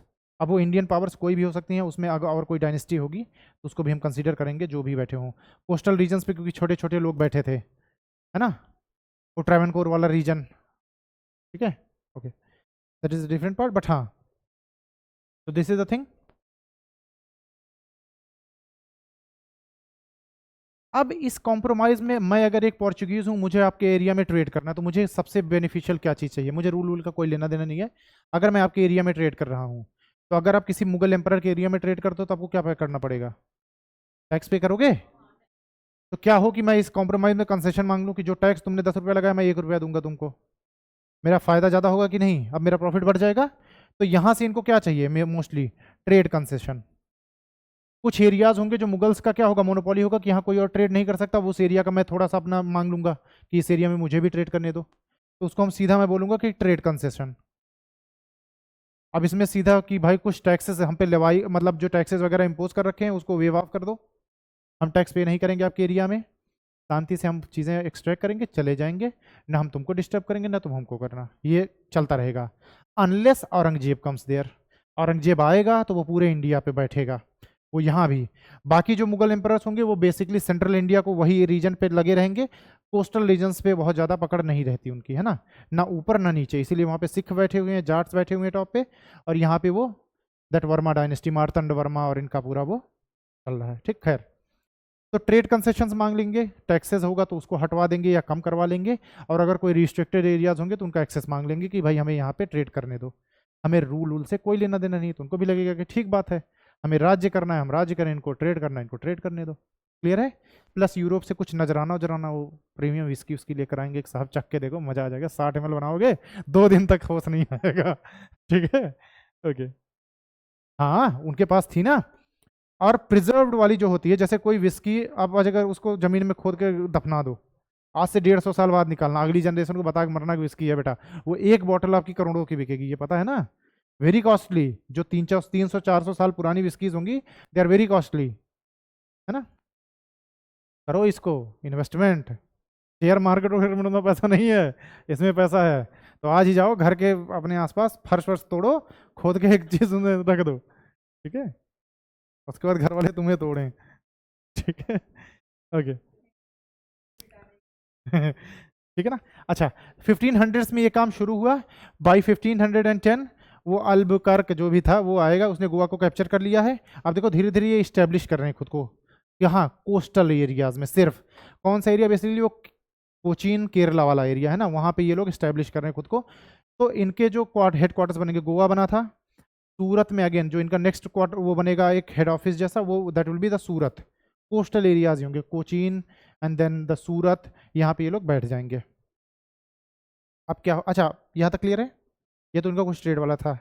Religious policy में मैंने बोला कि क्यों ये लोग ऐसा बोला जाता कि इंडियंस को हेट करते थे, तो what are they? Fanatic Christians, they are the fanatic Christians. एक और दिक्कत होती है इनकी, ये खुद को सुपीरियर समझते हैं, व्हाइट मैन बर्डन, कि पूरे वर्ल्ड का भार किस पे? सफ़ेद लोगों पे। हम पैदा इसलिए हुए हैं ताकि हम पूरे वर्ल्ड को सुधार सकें, it is known as white man burden, है ना। तो they think they are superiors, ठीक, तो खुद को पहली बात तो सुपीरियर मानते हैं। अब सुपीरियर मानने का एक रीजन ये है कि जो लोग नॉन क्रिश्चियन पर्सन होंगे उनके साथ वही होगी जोर जबरदस्ती, या तो कन्वर्ट हो जाओ या तो मरो। कन्वर्जन होगा जबरदस्ती, जितनों को हम कन्वर्ट कर पाएंगे। पता कैसे चलता है कि दे हेटेड अस? तो जो इनके नेवी कमांडर्स थे, नेवी कमांडर्स, कैप्टन बोल लो आप, कैप्टन्स या जो भी थे, आर्मी जनरल्स थे, इन्होंने जितने भी लेटर्स लिखे जो हिस्टोरियंस को मिले, इन्होंने बहुत सारे लेटर्स लिखे होंगे। भाई अपना एक जो देश है ना, वहाँ चीज़ें बतानी पड़ेंगी ना कि भाई अब इंडिया में इस जगह को हमने कैप्चर कर लिया है, अब ये कर रहे हैं, अब ऐसा हो रहा है, इस मुगल एम्परर के साथ हमने खाना खाया, बटर चिकन खाया, बहुत मस्त था, तुम भी आओ, है ना। तो ये सारी बात, तो इनके जितने भी लेटर्स मिले उसमें एक सिंगल बात अच्छी नहीं थी इंडियंस के लिए, they were very hateful towards Indian, ठीक है ना। तो दो letters were full of hateful. उसमें एक अच्छी बात, जितने लेटर्स मिले, सैकड़ों लेटर्स मिले, और उसमें से एक लेटर भी ऐसा नहीं था जो इंडियंस की तारीफ कर दे। ठीक है ना। बाकी लोग आएंगे वो बोलेंगे कि इंडियंस अच्छे हैं, जैसे वास्को डी गामा आया था, वास्को डी गामा का अगर आप पढ़ोगे तो उसने इंडियंस को अच्छा बताया है। हाँ मतलब अच्छा बता के गया, तो फिर लिवा क्या राया है ना। भाई किसी को कन्विंस करना अच्छा ही तो बताओगे, करीब वो लोग बड़े संपन्न बड़े अच्छे हैं, और चलो लूट कर आते हैं उनको। ठीक है, तो ही सेड कि इंडियंस वेर अच्छे and they said Indians were बुरे। ठीक है, रिलीजियस पॉलिसी में ही अकबर ने इनको अलाउ कर दिया था चर्च वगैरह स्टैब्लिश करने के लिए। ठीक है, तो ये क्या थे अकबर के ही टाइम पीरियड में, क्योंकि अकबर मैंने क्या बोला था, थोड़ा सा क्या था, फ्लेक्सिबल पर्सन, सबके साथ रहने वाला, लड़ाई झगड़ा में नहीं। इसको लगा कि रिलीजन ही फैला रहे हैं, ठीक है क्या दिक्कत है हमें, है और वैसे भी कोस्टल एरियाज में है, हमको क्या लेना देना। तो Akbar allowed them to establish church and all, तो चर्च वगैरह स्टैब्लिश हो गई थी, कुछ क्रिश्चियंस आ गए थे कोस्टल रीजन में, अकबर के टाइम पे ही स्टैब्लिश होना शुरू हो गए थे। तो आज भी इनके क्या कह सकते हैं डिसेंडेंट अभी भी अपने यहाँ हैं, वो केरला वाला पूरा रीजन जो है क्रिश्चियंस।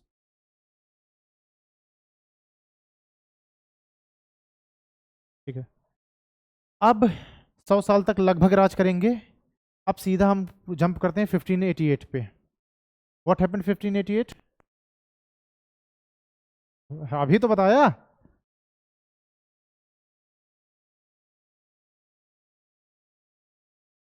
ठीक है, आर्माडा इज डिफीटेड, ठीक है ना। तो by 1588 armada was defeated and who is the emerging power? Britain, है ना।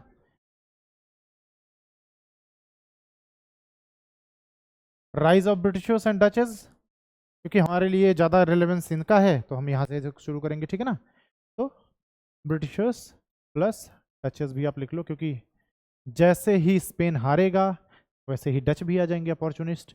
अगेन नाम साथ लिख रहा हूँ, इसका ये मतलब नहीं कि दोनों दोस्त हैं, फिर इनमें भी लड़ाई होगी, ठीक। लेकिन जब लड़ाई होगी तो फिर ब्रिटेन को पता चलेगा कि हमारे भी पापा बैठे हुए हैं, ठीक है। खैर अभी अब ये दोनों कहाँ से पहुंचे? India, Cape of Good Hope होते हुए, ठीक। क्योंकि still Ottoman Empire is there, it's not gone yet. मैंने बोला 700 सालों तक ओटोमन एम्पायर वहां पे बैठा रहेगा, 700-750 साल। तो अब आपको अल्टरनेट रूट ही अपनाना पड़ेगा, क्योंकि इनको पता चल गया था कि देयर इज अल्टरनेट रूट। बात फैल गई, लोकेशन चिप लगा दिया था इन्होंने, ट्रैकर लगा दिया पोर्चुगीज पे। अब देखो इधर इधर से गए, पता चल गया सैटेलाइट से, है ना। तो via Cape of Good hope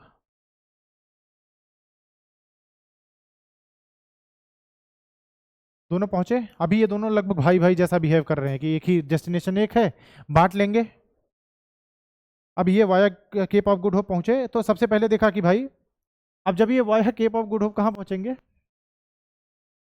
India, India पहुंचे, ठीक। इंडिया में ब्रिटिशर्स पहुंचे, क्योंकि India was not that much desirable bye the time, क्योंकि यहाँ पे टेक्सटाइल था। डचेस को क्या चाहिए था? डचेस है स्ट्रॉन्ग आर्मी, तो वो श्रीलंका पहुंच गए, श्रीलंका एंड इंडोनेशिया। तो अगर मैं सीधा सीधा बोलूँ तो ब्रिटिशर्स आए हैं इंडिया, और अगर मैं डचेस की बात करूँ तो ये पहुंचे हैं Sri Lanka and then Indonesia, they are कब्जाइंग द इंडोनेशिया। हाँ हाँ, कब्जाइंग प्लस श्रीलंका, यहाँ पे इनकी प्रेजेंस है और ब्रिटिशर्स की प्रेजेंस है इंडिया में। अब ब्रिटिशर्स जब उस टाइम पे इंडिया पहुंचेंगे बाई 1588, तो वहाँ उनको कौन मिलेगा? पोर्चुगीज हैं। वेलकम पिक्चर देखी है, वेलकम, तो पोर्चुगीज थे। तो गया ऐसे गले मिलेगा, कहेगा तुम कब आए? कहें सबसे पहले हम ही आए, है ना। याद है? तो Paresh Rawal is that Portuguese, Firoz Khan is that Britishers. गए कि गले वले मिले, अरे भाई और कैसे, वो इंडियन हूँ, अच्छा तुम कब आए बे? तो कहेंगे सबसे पहले हम ही आए, है ना। अच्छा कहेंगे चलो अब आ गए तो अब चले जाओ। तो सबसे पहले किसको पीटेंगे लोग? पोर्चुगीज को भगाएंगे, पोर्चुगीज एलिमिनेटेड। ऐसे ही डच पहुंचेंगे, तो यहाँ पे कुछ जो और बैठे होंगे पोर्चुगीज थोड़े बहुत यहाँ भी होंगे, इनको भी एलिमिनेटेड, ठीक। अब डच होल्ड करते हैं वो एरिया जहाँ पे स्पाइसेस ज़्यादा हैं, तो डच पे मोनोपोली, डच मोनोपोली किस पे होगी? स्पाइसेस पे। और ब्रिटिशर्स बेसिकली टेक्सटाइल पे। मैंने क्यों बोला कि ये थोड़े लकी रह गए टेक्सटाइल पे? अच्छा कोशिश की ब्रिटिशर्स ने, मैंने बोला कोशिश करेंगे कि ये एरिया भी ले लें, पहले डचेस को बोले कि साथ साथ चलो बांट लेंगे। ब्रिटिशर्स को लगा इतना बड़ा टेरिटरी कब्जा कर लिया है, लाओ लगे हाथ निपटा देते हैं। गए लड़ाई कर ली, बहुत मारा इनको डचेस ने, बहुत मारा, मार मार के लाल कर दिया और भाग गई है। तो कुछ पैक्ट हुआ जिसके थ्रू क्या हुआ, डचेस को एक्सेस मिल गया इन एरियाज का, कोस्टल एरियाज का, इंडिया के कोस्टल एरियाज का। उस बैटल से डचेस को वो मिल गया एक्सेस कि हम यहाँ ट्रेड करेंगे। It was again a compromise. आप हार जाओगे किसी से तो आपको कुछ ना कुछ देना पड़ेगा। स्टिल ब्रिटिशर्स स्टेड देयर, ऐसा नहीं कि ब्रिटिशर्स आर एलिमिनेटेड। कुछ एरिया मिला क्योंकि इनको क्या लग रहा है कि India is not that important. ठीक, बाई 1750s क्या हो जाएगा, इंडस्ट्रियल रिवोल्यूशन। मैंने बोला कि कपड़े का रिलेवेंस ज्यादा, टेक्सटाइल के लिए सबसे ज्यादा एरिया कौन सा, इंडिया, है ना। यहां से कच्चा माल लेकर जाओ, कपड़े बना बना के यूरोप में बेचो, यहीं ला करके वापस बेचो। अब यूरोप एकाएक से क्या बन जाएगा, वर्ल्ड पावर। भाई आपकी इकोनॉमी अगर इतनी तेजी से ग्रो हो जाएगी तो विल बी इमर्जेड वर्ल्ड पावर। तो डचेस को एलिमिनेट करने में कितना टाइम लगेगा, फ्रेंच को एलिमिनेट करने में कितना टाइम लगेगा, बाई 1700 फ्रेंच भी आना शुरू हो जाएंगे। फिर बेसिकली जो बचेगा डचेस जल्दी एलिमिनेट हो जाएंगे। Then the major conflict between French and then Britain. इनका मेजर कन्फ्लिक्ट चलता रहेगा ये वर्ल्ड वार के टाइम तक। आज भी कहने के लिए दोस्त हैं, बट हाँ मौका की बात है, देर नॉट द फ्रेंड्स। ठीक है, तो इसके लिए लड़ाई शुरू हो गई इंडोनेशिया के लिए। डचेस ने ब्रिटिशर्स को हरा दिया, जिसकी वजह से ये वाला एरिया कब्जा लिया। ठीक है, तो ये एरिया पे डचेस की basically Dutches are allowed now to trade, कि यहाँ आए कोस्टल एरियाज में ट्रेड वगैरह किया। ठीक है, तो अगर इस सिनेरियो की बात करूं जो लड़ाई उड़ाई हुई, तो अगर मैं ऐसे बोलूं कि जो इंडिया है इसमें दो लोगों की प्रेजेंस हो गई अब, तो मेजर प्रेजेंस की बात करूंगा तो किसका होगा, ब्रिटिशर्स का, है ना। They are still holding the major portion of India. और अगर मैं माइनर प्रेजेंस की बात करूंगा, डचेस, है ना। तो ये 16th century, early 16th century की बात है। तो जो माइनर प्रेजेंस होगी डच, और स्पेशली अगर एरिया लिखना चाहो तो वही कोचीन वाला एरिया, वो केरला वाला एरिया। ठीक है,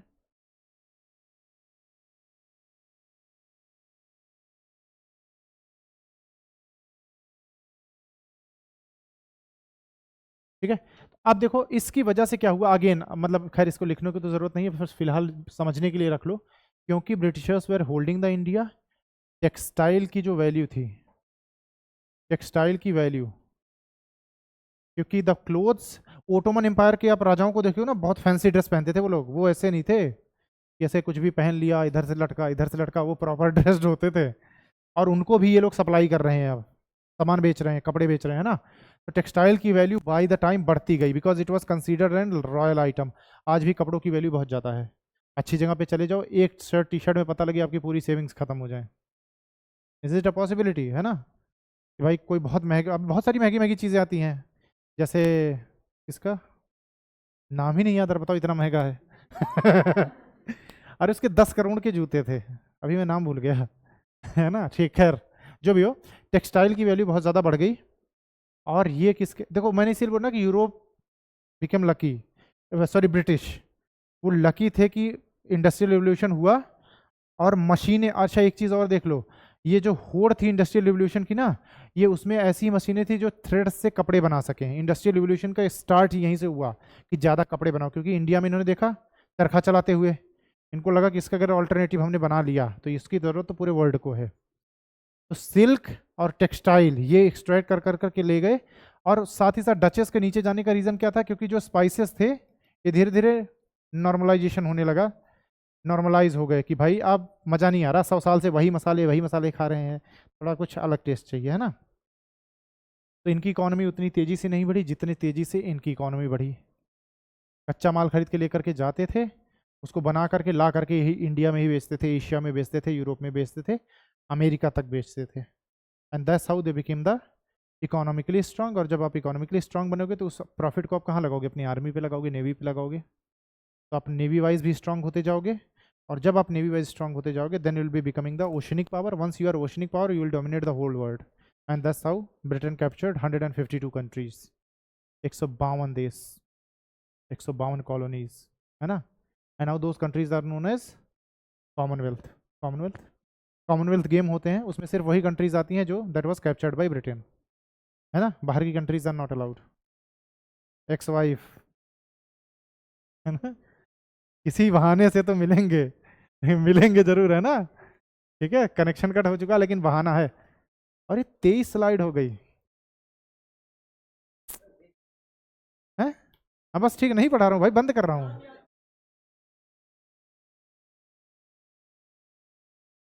जेनिफर लोपेज का पता नहीं यार, मैंने जूते देखे थे। आप आई थिंक वो प्राडा के थे, नाम याद है क्या? यार याद नहीं आ रहा मुझे, किसी ने तो पहना था, प्राडा के शूज थे। हाँ। अरे इनके बैग्स देख लो, जो लुई विटान ब्रांड है, पता है इतना फेमस क्यों है? क्योंकि जो राजा महाराजा होते थे, ये उनके लिए बैग्स बनाया करते थे। अब राजा महाराजा का बैग होगा मतलब क्या, वेरी प्रीमियम, और ये ब्रांड बहुत टाइम तक चलता रहा। तो Louis Vuitton is established brand कि राजा महाराजा का बैग बनाते थे, इसीलिए still there bags are considered as royal. करोड़ों के बैग्स आते हैं। हाँ जो भी हो, बस हाँ लुई विटॉन के इसीलिए उसका रीजन ज्यादा है ना। कुछ कंफ्यूजन स्पेक्ट्रम में? वही मैं कह रहा हूँ, that is part of world history, क्योंकि मैं यहाँ तक पहुँचा रहा हूँ आपको। अगेन देखो आप, प्रीलिम्स के लिए आपके लिए कितना इंपॉर्टेंट है, उस चीज़ें सारी मैं आपकी कवर करवा दे रहा हूँ, है ना। बाकी वर्ल्ड हिस्ट्री में जो बचा हुआ पार्ट होगा, स्पेसिफिकली सारे एम्पायर्स जितने भी रहे, ऑटोमन और ये डचेस का, स्पेन का, एक मोटा मोटा ओवरव्यू बता दे रहा हूँ, ताकि मैं जब इसको कनेक्ट करूँ कि ईस्ट इंडिया कंपनी कैसे आई, चीज़ें कैसे हुई। बहुत रेलेवेंस नहीं है, यूपीएससी का क्वेश्चन पेपर उठा करके देखना, आपसे कभी नहीं पूछेगा। है अच्छा फाइन, हाँ ठीक है, ऑनलाइन लो, आप भी जा सकते हो। Thank you so much. ऐसा मैसेज करके जाओ मेरे लिए, फिर जाओ। और क्या मैं बोलूंगा क्या इनको? ओके ठीक है, जा सकते हो आप लोग।